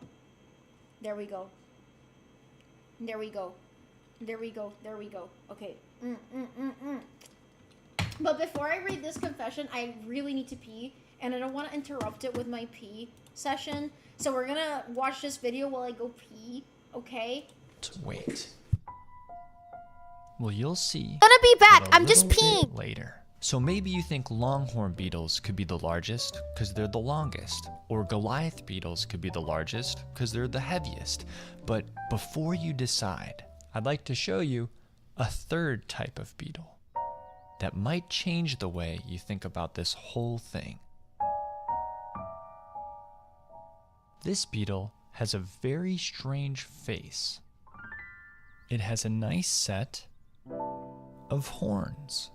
So you know how beetles are split into 3 segments, their head, thorax, and abdomen? Well, these beetles have horns coming out of their first and second segments. The horn that comes out of their head is called a head horn, and the horn that comes out of their thorax is called a pronotal horn. Some beetles have more than one of each horn, like this one.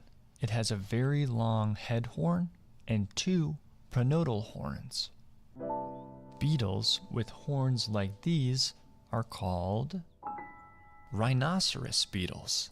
I'll show you the largest rhinoceros beetle that exists. But first, these videos take a whole lot of work to put together, so it would really mean a whole lot to me.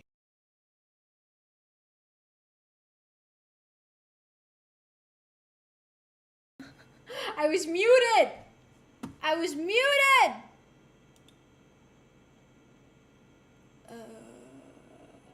Okay. Just in case if I have to pee again during the stream. Yeah. I might have to censor it and not read it completely out loud. But I already saw what the topic was on. I might have to censor it and, like I said, like I will summarize it out loud. Or do you prefer for me to not do that? Let me catch up with chat while you tell me. Okay. It's their one unbreakable rule. Y'all know what movies rewatch as an adult? You know I've never watched the Angry Birds movie. My ears, damn! Just pee yourself back at it again. Sippy, sippy.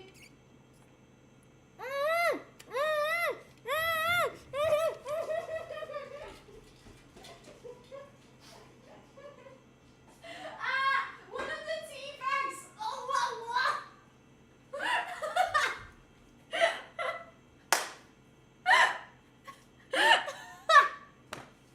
Wait, I need water! I fall! Ew!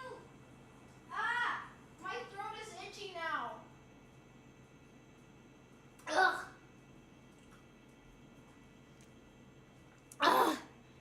I literally drank the fucking tea bag. And the fucking tea bits went to my throat and it started itching and I was like, oh. Sorry. Anyways. Drinking water. I haven't watched Mr. Robot. Tell me I'm crazy or that chair cam looks like Squidward. Squidward? Bye, PH! Love ya! Main character looks like Robert Patterson. Mr. Robot just reminded me of Crashbox. And honestly, we had shows like that being popular, we'd be a lot smarter as a society. I've heard it's really good. It got nominated for lots of Emmys, too. Okay, wait. I want to see the largest... If I have to pee soon, you'll see it. Girl, rhinoceros beetle. Yeah, that's fine. Say however you can. And if you can't say any of it, that's fine. Like, I saw the topic. I haven't read any of the confession because I trust you, so yeah. But yeah, thank you for separating it.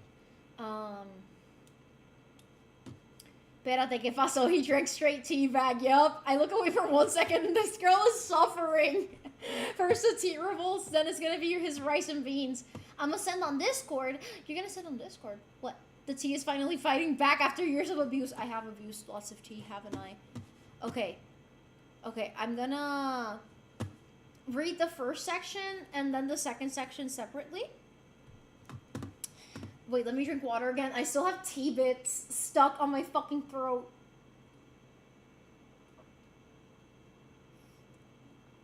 I mistyped. Is the rhinoceros beer or something like that?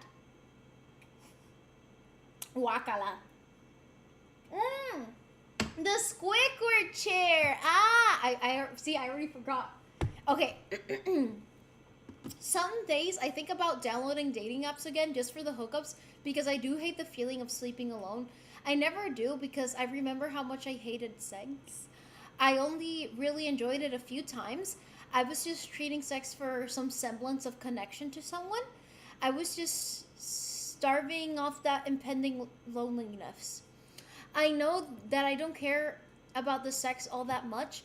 I just want to feel like I matter to someone, but ultimately I'm so chained down by the things I did in my past. I was already forgiven by just about everyone involved, and the ones I've told a number of people I've known that they don't hold it against me. Lil Gay Boy knows, and he's told me many times that I deserve to move on and I can let it go, but it was such a horrible thing that I did. Before I move on, because I feel like you're gonna lay out a lot of lore and I don't want to forget what I want to say on the first thing, is that, Rose, what the fuck did you do? I love that pigeon. Rafa! Oh my god, hi! We're doing a confession stream. I was just thinking about you like 5 minutes ago. How are you? Wait, I'm checking. What Rose? You deep throated the tea bag. I read it out loud.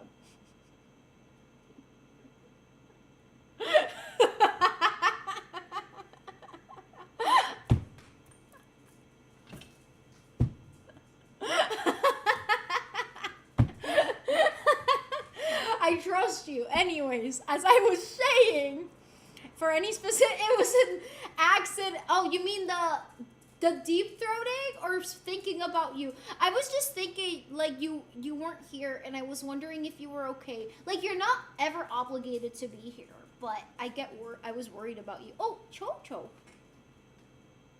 Chocho. Chocho. Wow. A lot of interruptions. Anyways. First of all, I think you already know this, but I still want to say it because, again, it's also like a PSA for other people, just in case if they need to hear this. I think a lot of people, and not just with sex, but I think a lot of people treat sex as a way to, like, not really address the underlying hurt. For a lot of people, it's loneliness. For a lot of people, it's sadness. Or something else. Wait, I don't know what Sancho wants. What? Oh, is it because Rafa's here and you want to share IQ points? Oh, wait. Yes. Yeah. I think it's because of that.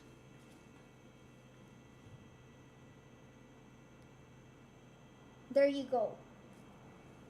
IQ points and cute prize! Cute prize! Cute prize! I'm gonna give you a blueberry pancake ball. It's a dog tree, it's not a human tree. Even though it really smells good. It smells like a blueberry pancake. Here you go. Okay, enough distraction. Yes.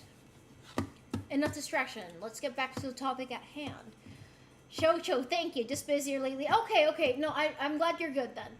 I was just wanted to make sure you were okay. You really... Oh, fuck! What the fuck is up with all these... Hi, Bofa Legend! The universe does not want me to keep reading. Holy. Hello, Bofa Legend. Okay, wait. Catching up fast. Chocho wants to give input. Yes, because he's the smartest. I think you want to confess something about... Alexa, I can't say it out loud. He'll get mad. A lot of people have an unhealthy relationship with sex, myself included. Yeah, going back to that topic. Wait, let me catch up real fast. I would have to remember to put that warning before the COVID. Yeah. Me diste antojo de blueberry pancakes. I haven't eaten blueberry pancakes in a while. Oh, I like that. Anyways. Going back to the confession. Holy shit. Sorry about that, Rose. I wasn't doing that on purpose. Anyways. A lot of people have a very unhealthy... Oh, that's a very sus placement. A lot of people have a very unhealthy relationship with sex. And they kind of use it as a band-aid rather than addressing the underlying problems. And I also think that a lot of people base their self-esteem on sex or sexual performance or whether they're found sexually attractive, which is something that I've seen other people do so many times. Like, I'm thinking about someone specifically right now that she was the type of person that just really craved male sexual validation, but it came at such a high cost, and it wasn't truly solving the underlying issue. It would make her feel good in that moment, but then it would have so many negative consequences, and on top of that, it wasn't really solving the issue. And then on top of that, like, sleeping around, well, look, I don't want to shame people for their decisions. Sleeping around can be actually dangerous. It, like, we can't, no podemos tapar el sol con la mano. Sex can be dangerous. It has a lot of risks. And it's also the most vulnerable physical thing you can do with someone else, you know? So it always carries that risk. So it's very important that if you do choose to have sex, that it is a genuine choice that you're engaging with. It can be fun, it can be pleasurable, but don't turn it into a validation thing, because that's when it starts turning very unhealthy, you know? I'm gonna have to remember to put, oh wait, I read this. Okay. Reading the next part. I feel like I'm lying to everyone around me, that I'm not who they think I am. I always think that they wouldn't allow me in their space. They would hate me for allowing them to befriend someone who has done those things in the past. I thought I'd move on and that I was past that era where I felt I needed to tell people. For the most part, I am. It's a dark past, and my grief over it tells me that I'm not that person anymore. It isn't who I am. It was a product of the terrible situations and mimicking habits of this horrible person that made up only only models of how to be human. So I did bad things as I met new people and saw what empathy is. I watched as people chose to be good and not repeat the cycle of hatred. I knew I slowly broke away from those habits. That alone in of itself tells me that you're a stupendously resilient person, and also that you're not as bad as that part of your brain makes you out to be. And I think a lot of us suffer from this. And sorry, I'm doing it in parts because I don't want to forget anything. I mean, we've been talking about this today and in many other streams. We hold ourselves to an impossible standard. And not only that, we also dwell on the negative aspects of ourselves or the bad things that we've done, rather than acknowledging that, okay, this was already done. I can't do anything to change the past, but I can decide on who I am moving forward. And I think you've already made that decision for yourself, and other people have verbalized it to you as well, which is a good sign. Those actions don't define who I am today anymore. They're irrelevant to the person I am today, but the guilt is still there. As far as I've come that chapter, the ink has long since dried. Those actions are forbidden. Yeah, exactly. Like, you can't change the past as much as we would love to. It's not something we can do. And what matters is that you don't let yourself become defined by the negative things you've done, and that you've learned not to do those things once again. It's one of the hardest things that I have to do, because genuinely I would rather slip my own than admit those things anymore, because they are just that horrible. But I'm afraid that these feelings won't go away until I come clean about it, even if I know I'll be hated for it. I fully openly support that others with a history like mine shouldn't be allowed in this community, but I enjoy being here with y'all, and I don't want to lose it. I don't know the full context story. I was in a state when I wrote that. No worries. I understand. I just, again, I don't want to be bonked. Sancho, ¿qué? ¿Qué pasó?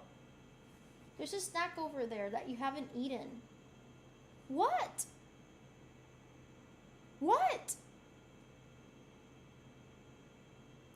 I don't know what he wants. I don't know what he wants. ¿Qué? Let me put him on my lap. Like, it's distracting me. Wait, let me follow him. What? ¿Qué pasó? ¿Qué pasó? Okay, you want me to carry you? Okay, I guess Sancho will be part of this next section. I guess it's really easy to mimic bad behavior from people that are close to you, even when, I'll be honest, part of the reason as to why I became an alcoholic was because I grew up around someone who was an alcoholic. It was learned. It's very easy to mimic bad behaviors from people that are close to you when you're younger. So I can't judge someone for that. My brain is still really flexible depending on the age. Exactly. I mean, I know there's that thing that people say, like, oh, you're okay, now you want to be on the floor? What do you want? ¿Qué pasa? feel like he has the eyes of a human sometimes. I don't know what you're trying to tell me. Oh, he's getting angry. He got angry at me. Sancho wants to support me in sending this. Yeah, no, for real. I don't know why he's acting up. He never does this while I'm streaming. Papo, I'm working. I'm streaming. Yeah. Anyways, I'm gonna have to. I don't know what he wants. Anyways, I am not in the position to judge someone else, and I just want you to know that I know for a fact that you've become a better person because you've already shown that time and time again just by being a part of this community and being as kind as you have been being here. I mean it more in the way that kids create those bullying groups almost by osmosis. Yeah, no, for real. Kids are fucking impressionable. Kids are very, very impressionable. So, yeah, I agree. Okay, Sancho, ¿qué pasó? ¿Qué pasó? He's distracting me. Anyways, it's too much to type into one confession. I'm also not going to tell everyone, obviously. Y'all aren't getting the whole story, but I'll share one really fucked up part of my childhood. Okay, this part I'm going to have to read in my head first because I haven't read it yet. But I'm going to put Pando on screen while I read it, and then I'll summarize it, depending on what it is.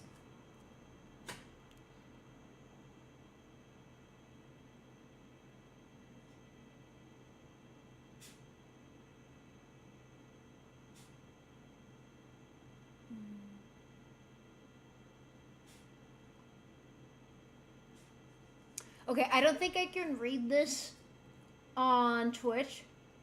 That being said, first of all, you were a child. Let me maybe take away Pando from my face as I'm saying this. Wait, let me read the chat real quick. Fuck you, Pando. How you doing, Pando? Oh, you see, you guys love Pando.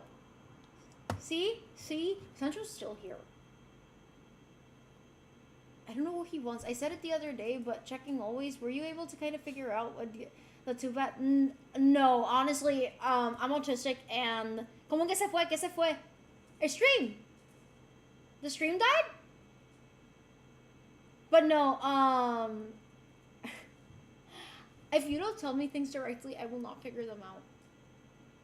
Oh, Pando. Okay, you scared me. No, Sancho's making me feel pressured. Like, he's actually making me anxious right now. I don't know what he wants. What? Alexa? Is that what you want?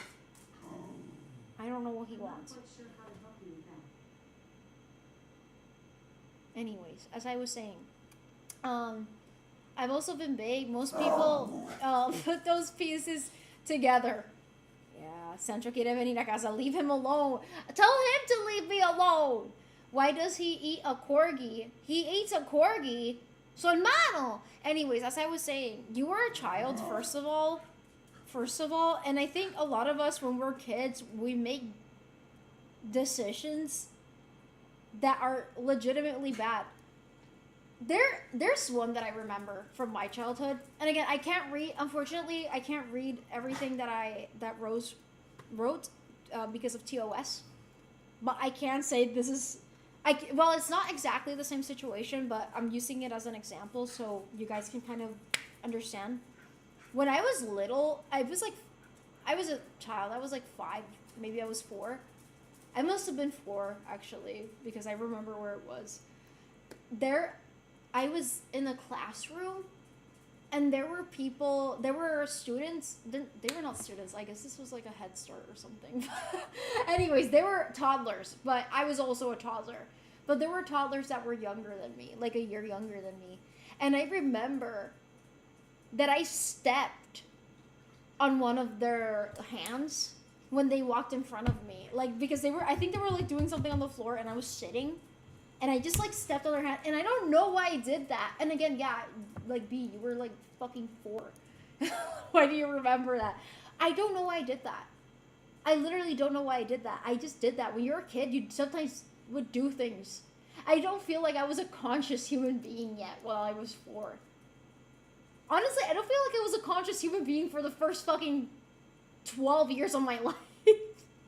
This might depend for each individual, but I can't judge someone for that. I'm gonna send it, but let it get automated.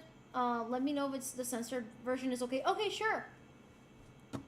But yeah, we do things that we don't understand why we did them, and that doesn't make us a bad person, especially if you were a small child. Obviously, like, there's a threshold, and if you keep repeating said actions, that would be, if I were like a chronic kid stepper, then yeah, that's pretty bad, and that's something that needed to be corrected. But I remember that because I still feel bad about it.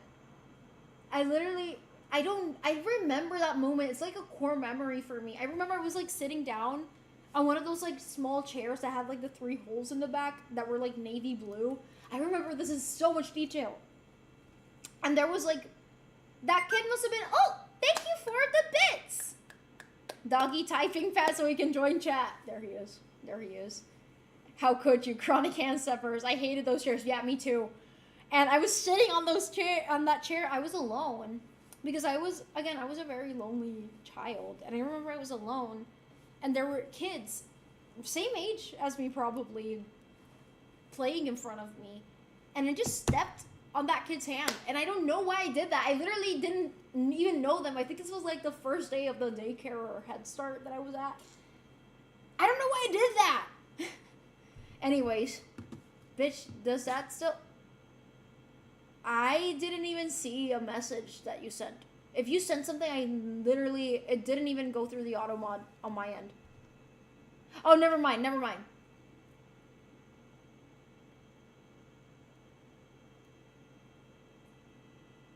Okay, yeah, that can, now I got it. I think it was delayed. That's okay. Yeah, that's the context.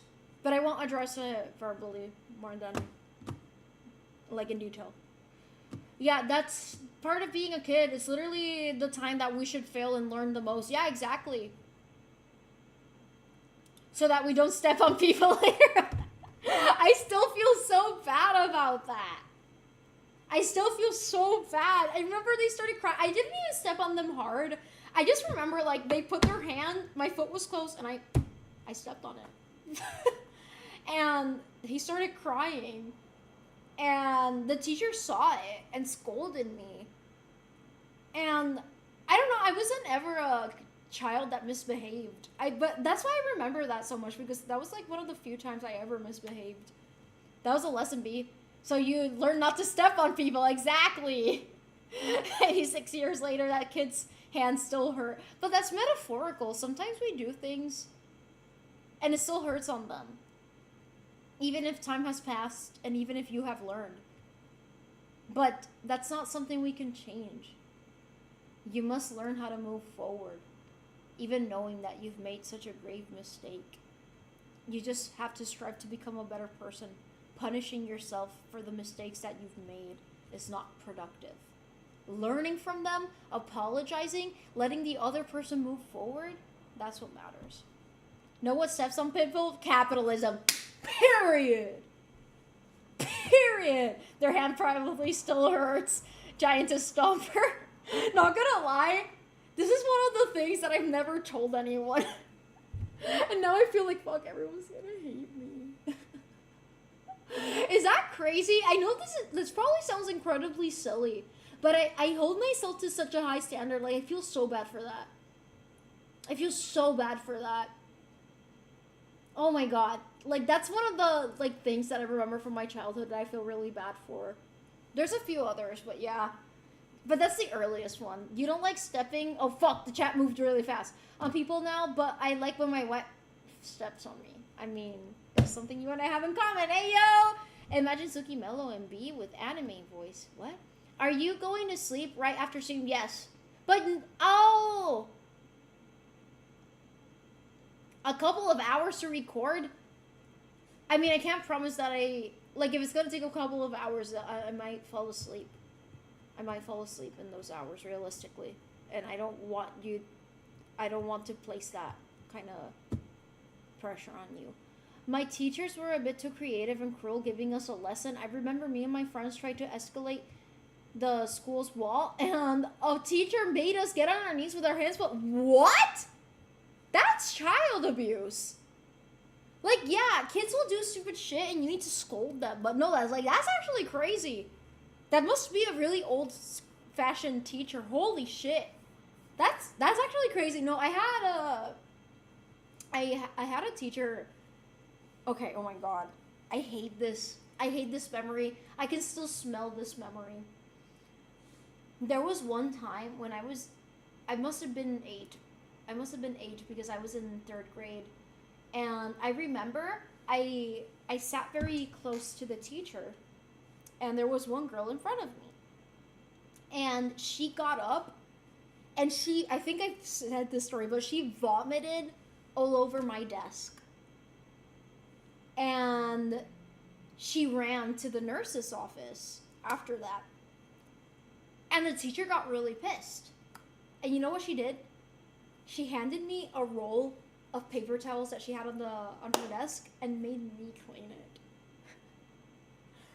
I will never forget that memory, because that was, like, when I look back on it, I was like, why the fuck did she do that? Why the fuck did she do that? And I remember I started gagging as I was cleaning it, because the paper towel was really thin, and, like, I'm sorry, this is disgusting, but the vomit was soaking through it. And I was like, ugh, ugh, ugh. And, like, the teacher was like, oh, fine, I'll call a janitor. Like, she got irritated at me, as if it's my fault. And they called a janitor. And they used, like, that powder agent that they pour on vomit so that it becomes easy to swipe. Yeah. And I really wanted to go to the bathroom to wash my hands, but she was one of those teachers that wouldn't allow people to, like, go to the bathroom. And I remember I sprinted to the bathroom after that. And I also had vomit on my shirt.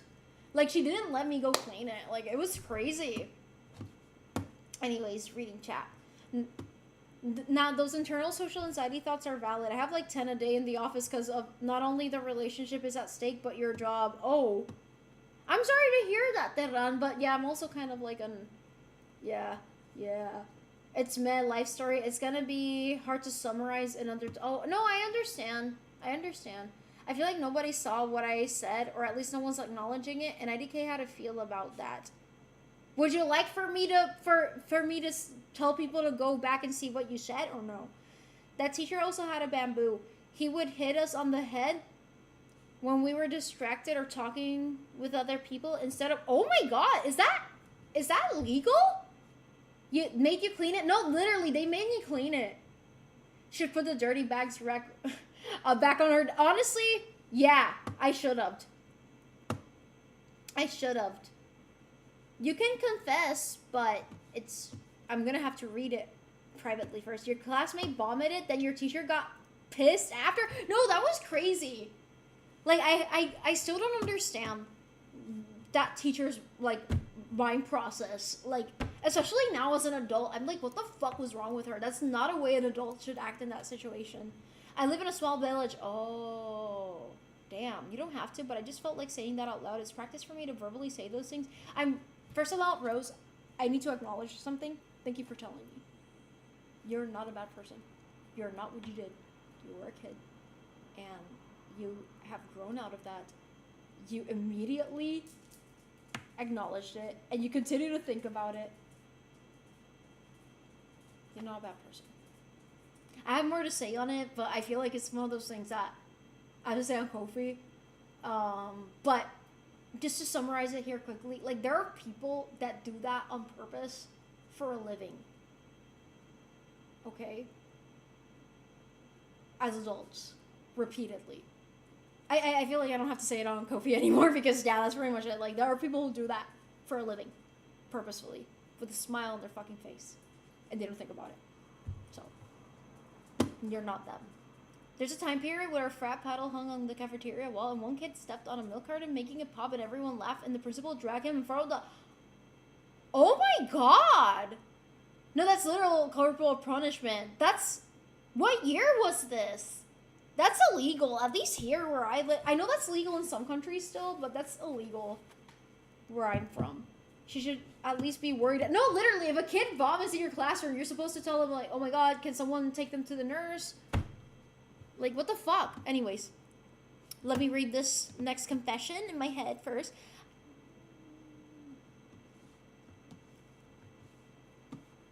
Okay, I can read this. Oh fuck, run scene. There we go. Okay. I get envious of how popular some artists get online. I know I shouldn't, but I see artists that just exist not even a year in, and they have this amazing piece that just gets incredibly popular. It screws up my psyche. I only blame myself for this feeling, and I try to use that envy to get better, but usually I just feel deflated, and I feel like I should stop trying. Sorry if this sounds depressing. No, not at all. Thank you for sharing that with me. First of all, it's good that you acknowledge that, you know, again, envy and jealousy is an emotion. It's not a character flaw. It's normal to feel it. It's what you choose to do with it. It's good that it motivates you. However, the fact that you end up feeling deflated and feeling like you should stop trying, it feels like you haven't truly addressed where that jealousy is coming from. And also, I think something that's really important to really accept is that just because someone is good at what they do doesn't mean that you can't be good at it too. And even if you become as good as you can get at your craft, you'll always end up comparing yourself to other people if you never acknowledge that toxic mindset in the first place.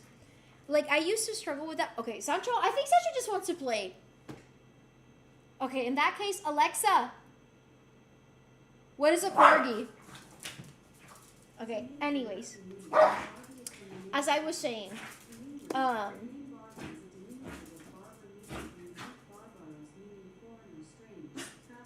can't concentrate. Okay, there we go. Now, yeah, Sancho doesn't like it when I say, what is a corgi?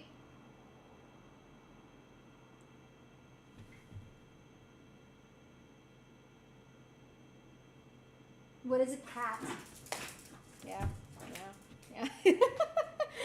As I was saying, just because someone is good at something doesn't mean that you can't be good at it.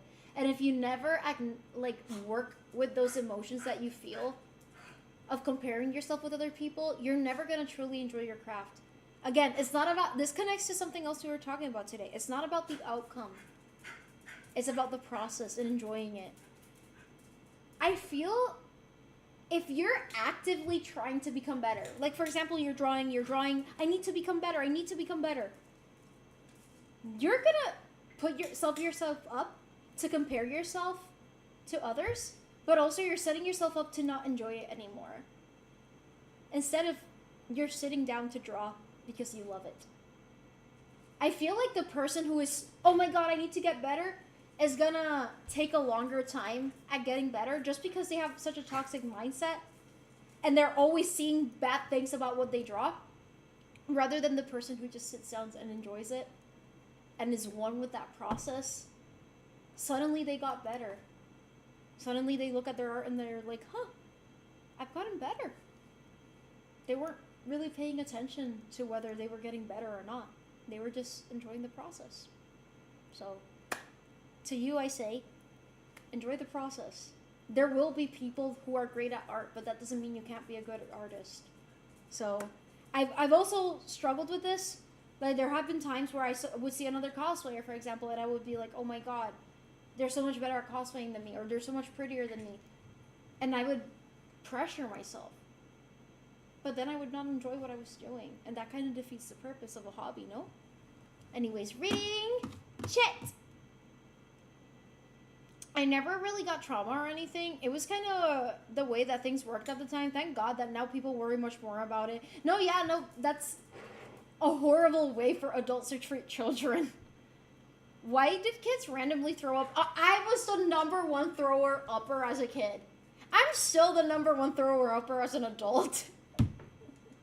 I have no choice. I just throw up a lot. But as a kid, my parents... You can ask my parents about this and they'll fucking get triggered.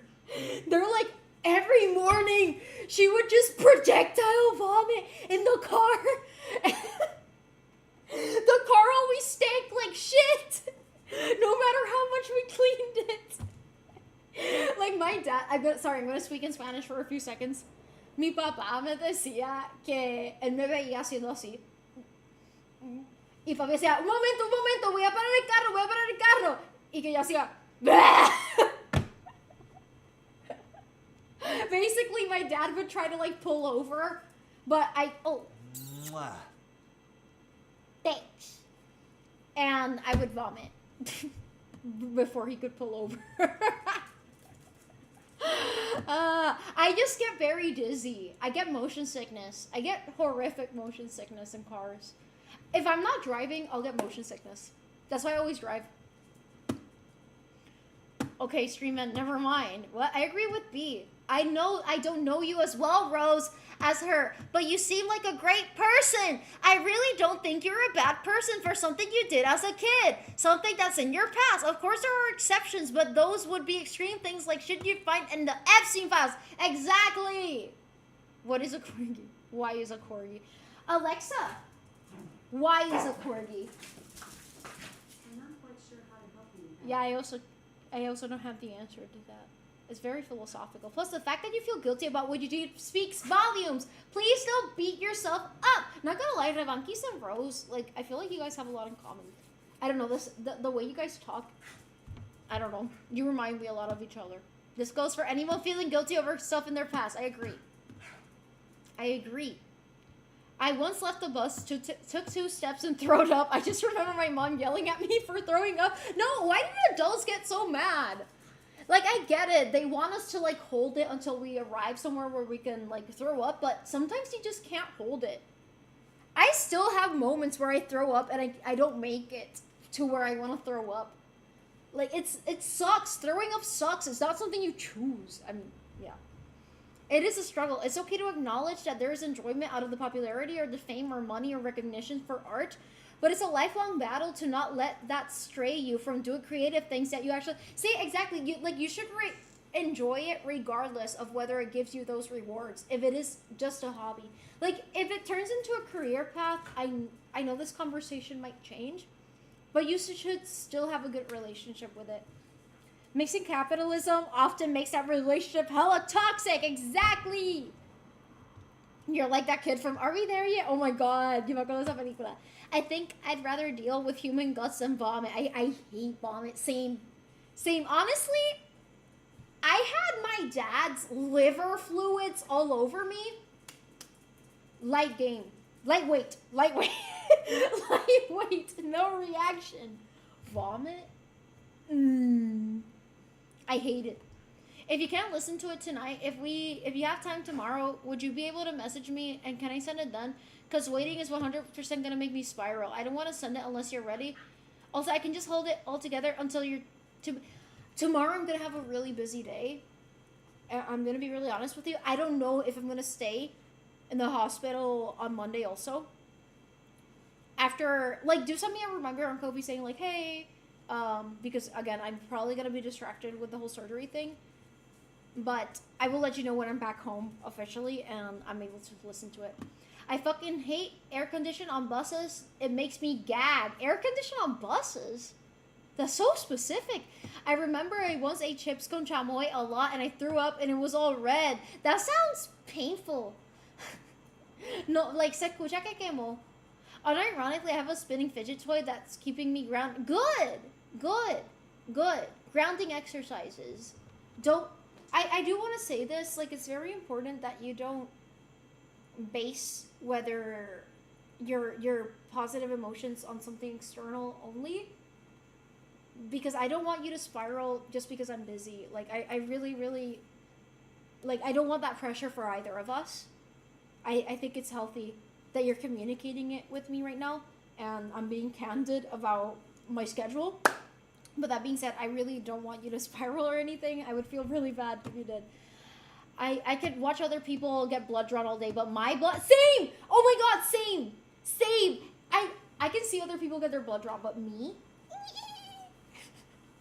No sé, me da cositas. I'll check in with you. I'll try to keep it short, but yeah, no, you don't have to keep it short.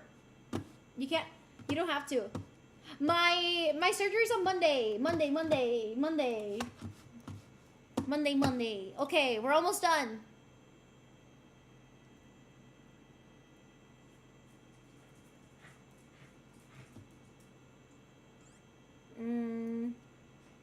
Okay, wait. There's a little. I need to put Panda on while I read it.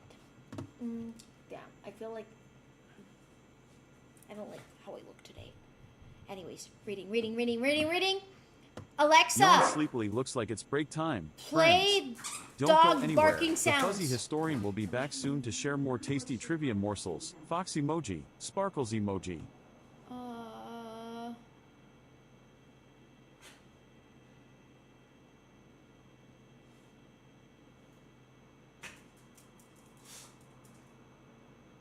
I know. Okay, I can read this. Sorry, I'm getting a little bit eepy, so I feel like I'm becoming a slower reader right now. But only 2 confessions left. Sancho would like a word. So I said yeah, this is my last stream before the surgery. Do you want to watch me getting blood drawn? Not really. No, man. I spiral with every emotional message. Is the thing I deal with. The whole rejection sensitivity thing is a guaranteed trigger. I know, I understand that, Rose, but I need you to also understand that if I'm answering, oh my god, it doesn't mean that I'm rejecting you. I love you, and I accept you, and I wouldn't change you for the entire world. I'm just a busy person. And I know you know this, but I need to remind you. IDK Wet, I don't get motion sickness since I ride different vehicles. It's just that I can't handle air conditioning on buses. That's so specific. I've never heard of someone struggling with that. Like me, I get motion sickness on pretty much every vehicle. I think he mentioned he might be able to stream tomorrow, but as the last... Yeah, I don't think I'll be able to stream tomorrow, guys. I apologize. I'm sorry. I remember I'll need to send a mail to my insurance for my surgery. The fights... Yeah, I still don't know how much my surgery is gonna cost. It's gonna be a few grand. And I know my insurance is not gonna cover it, but I still don't know how much it's gonna cost until after the fact. So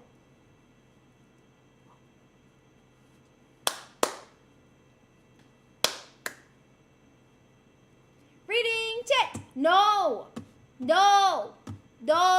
Anyways, reading confession. I was talking to this girl deep in the talking phase. We would call and hang out over every night. Eventually, we both met someone else, and the time between me and her kept getting less and less.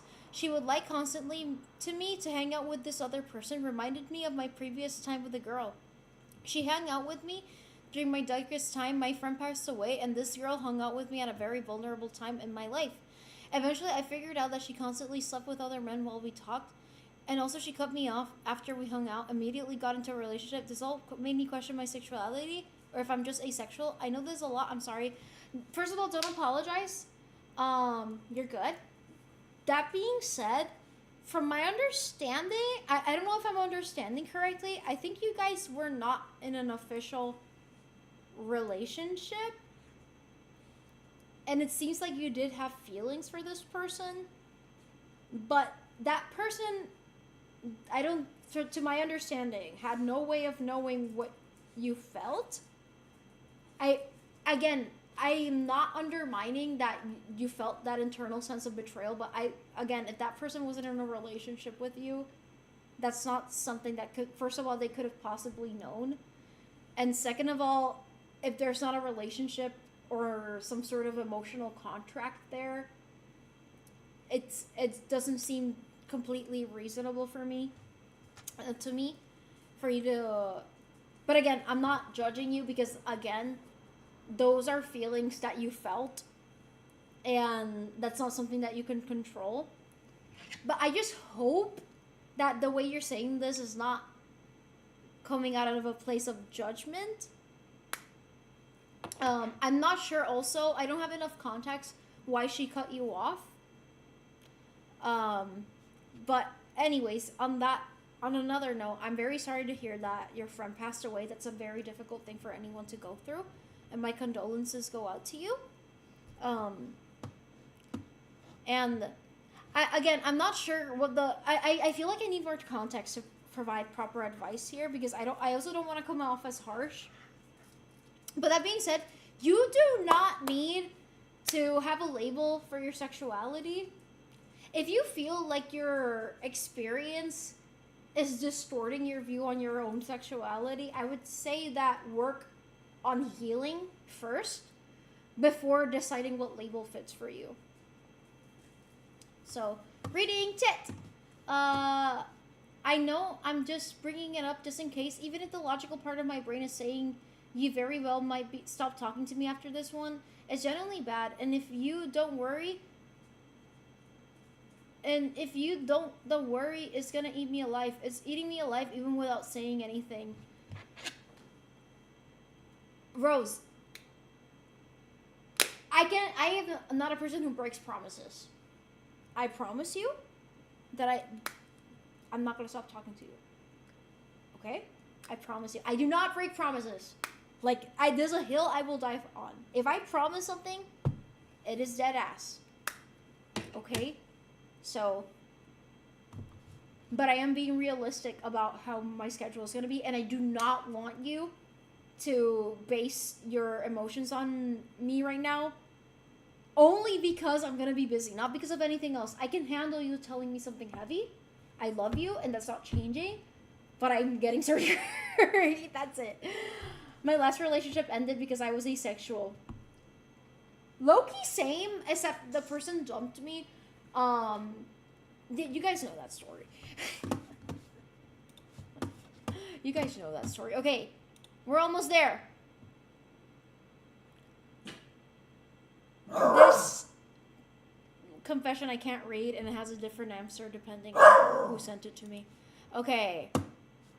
Last confession! Let's go! And it's a palette cleanser. I've been asking people to make me Himiko Toga plushies, but they refuse to. Honestly, it just is a struggle that I relate to deeply. I keep asking people to draw Femme Tartaglia holding me like a little baby. I can't say that on Twitch.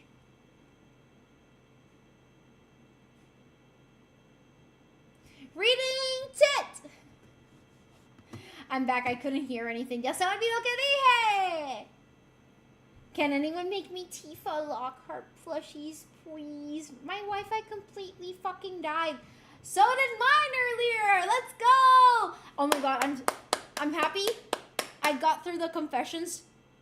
I hope everything I said today made sense. I hope I didn't hurt anyone's feelings. Again, I'm never coming from a place of judgment, regardless if I think that you're doing the right or wrong thing. Because I too have, acted impulsively. I've too made mistakes. And I hope it never comes off that way. But I do try my best to give you guys what I do think is genuine advice and the right thing to do. And depending on the situation at hand. First of all, I want to say thank you guys for trusting me with more vulnerable stuff. I love you guys from the bottom of my heart. And, okay, wait, okay, I'm going to read that soon. I haven't read it. But anyways, I just want to say thank you. I can't reiterate this enough, but this safe space has become what it is because of you guys talking to me and allowing it to be so. So thank you. I really do appreciate it. This is my favorite type of stream to do. I want to do it once a month, as I've been doing. And since I'm getting surgery, I thought this would be a perfect stream to have before, like the last stream before my surgery. That surgery is going to be life-altering for me. I'm not going to die, but it is going to be life-altering for me. And hopefully it's for the better. Hopefully it's for the better. I wanted to make sure that it was a more vulnerable stream and that we kind of sat together and had a little bit of a powwow or something. So yeah, reading tit. I'm gonna go because I'm eepy. Te deseo lo mejor con the surgery. I'll pray for you. Thank you, Revankis. Take it easy for a while as you recover, and please don't push yourself too hard throughout this process. I'll be excited to join stream when you come back. Thank you, Revankis. I really appreciate it. I hope you're taking care too. And good night. Go to eat. It died like 6 minutes. Holy shit. Judge me for being Mexican. No, I don't. It sounds like there's 2 relationships here. Like the current one is reminding you of a previous relationship. Sexuality. Wait. Let me go to that. Oh, wait. There's one I can't go back to. Okay. It sounds like there's 2 relationships here. Like the current one is reminding you of a previous relationship. Sexuality is fluid. Also, if you no longer feel allosexual after that, that's okay. That is okay. But also, this might come off really harshly, but sometimes if you find yourself attracting a certain type of person, there may be something you can improve on yourself that can take away that aspect that attracts those types of people. No, that is very true. That is very true. Like, honestly, if you keep attracting the same kind of people into your life, maybe that there's something that's allowing for those people to come into your life, you know? I definitely can attest to that because that happens to me a lot. Like, I always say I'm an easy person to be manipulated, but also I need to work on not being manipulated so easily. I love y'all too, guys. I love you too, bros. Next time I'm changing the stream title. ¿Qué pasó? ¿Qué pasó con el stream? ¿Hay algo malo con el stream title? ¿Qué pasó con el stream title? ¿Qué pasó? ¿Hay algo malo? ¿Hice algo mal? Yo no puse nada malo.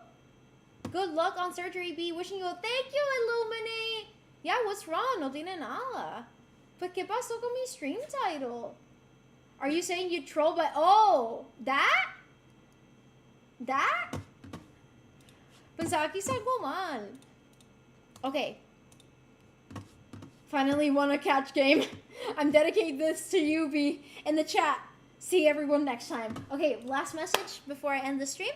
I would like to take this opportunity to thank you, B, for everything you've done so far for this community, and we would like you to know that you're not alone in this journey. Keep your chin up. Thank you so much for your kind words. I really do appreciate it from the bottom of my heart. I know I'm kind of awkward at accepting compliments and nice messages, but thank you. I really appreciate everyone who's messaged me and said positive words of encouragement, not just because of this community and how beautiful it is, because generally it's so beautiful, but also leading up to this surgery, I will be thinking about you guys a lot, and it puts me at peace to do so. So, yeah. My fucking Wi-Fi died again. It's okay because I'm gonna end the stream. Let's go! Anyways, guys, do you guys have any... Oh, shit. Do you guys have any last words? I'm gonna bonita-fy myself while you guys deliberate. What do you guys think? Do you guys have anything else to say? Was my advice sound? Was it not sound?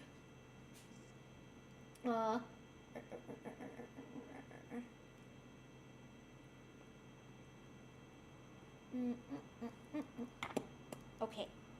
Also, thank you guys.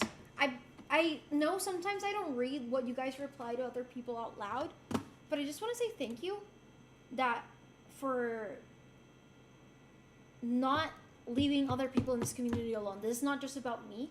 This is about everyone who's here. And the fact that you guys give others advice, give them encouraging words, I really do appreciate that. That's what makes this a community and not just a stream. Good luck with your surgery. You got it. Hope the recovery is fast and painless. Thank you, Rafa. Thank you. I'm not gay. I'm not gay. I can't get potato canishes back. I got copyright striked by Twitch. Okay. Supercalifragilisticexpialidocious. That's the last word. I feel like I'm making sure everyone hears.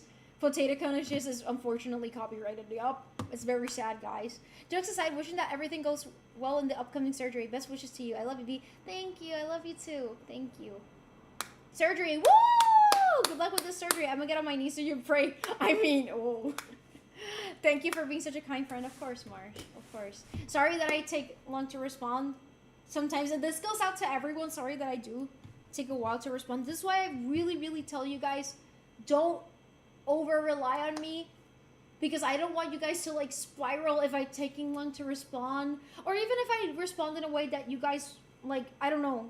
You can't only rely on one person. Please, please, please. That is not healthy. I want you guys to be happy and healthy. And that's why we have to all rely on each other as a community, and even outside of this community. So yeah, I do love you guys, and I do deeply care about you guys.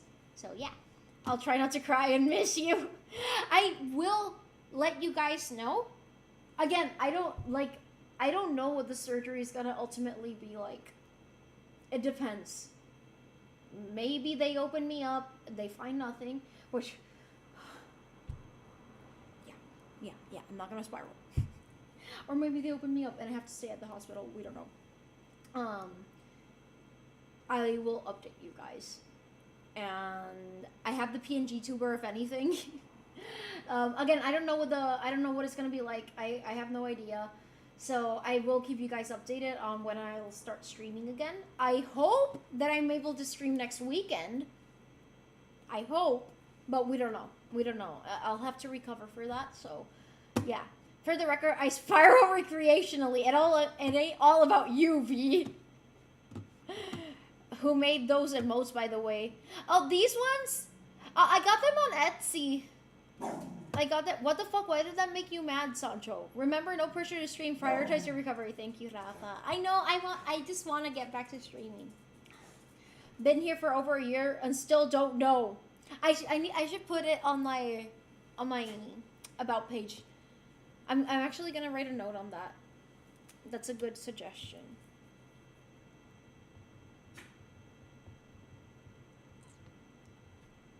I just never got around to doing that. I don't think that artist required the credit, but still, I should, just so you guys know who it is. Let us know after. Of course, I will. As soon as I'm awake. Guys, context. I might disappear. I am going to be under general anesthesia, and then I'm going to be drugged. So, there's a possibility that I can't even be awake enough to type something on my phone. But if I'm able to communicate with Ivany, like, my mom will probably be actively communicating with Ivany, so he'll let you guys know if anything. My dad is going to be communicating with mom, and then mom's going to communicate with Ivany. Yeah! Sancho hates Etsy now, too, apparently. Etsy.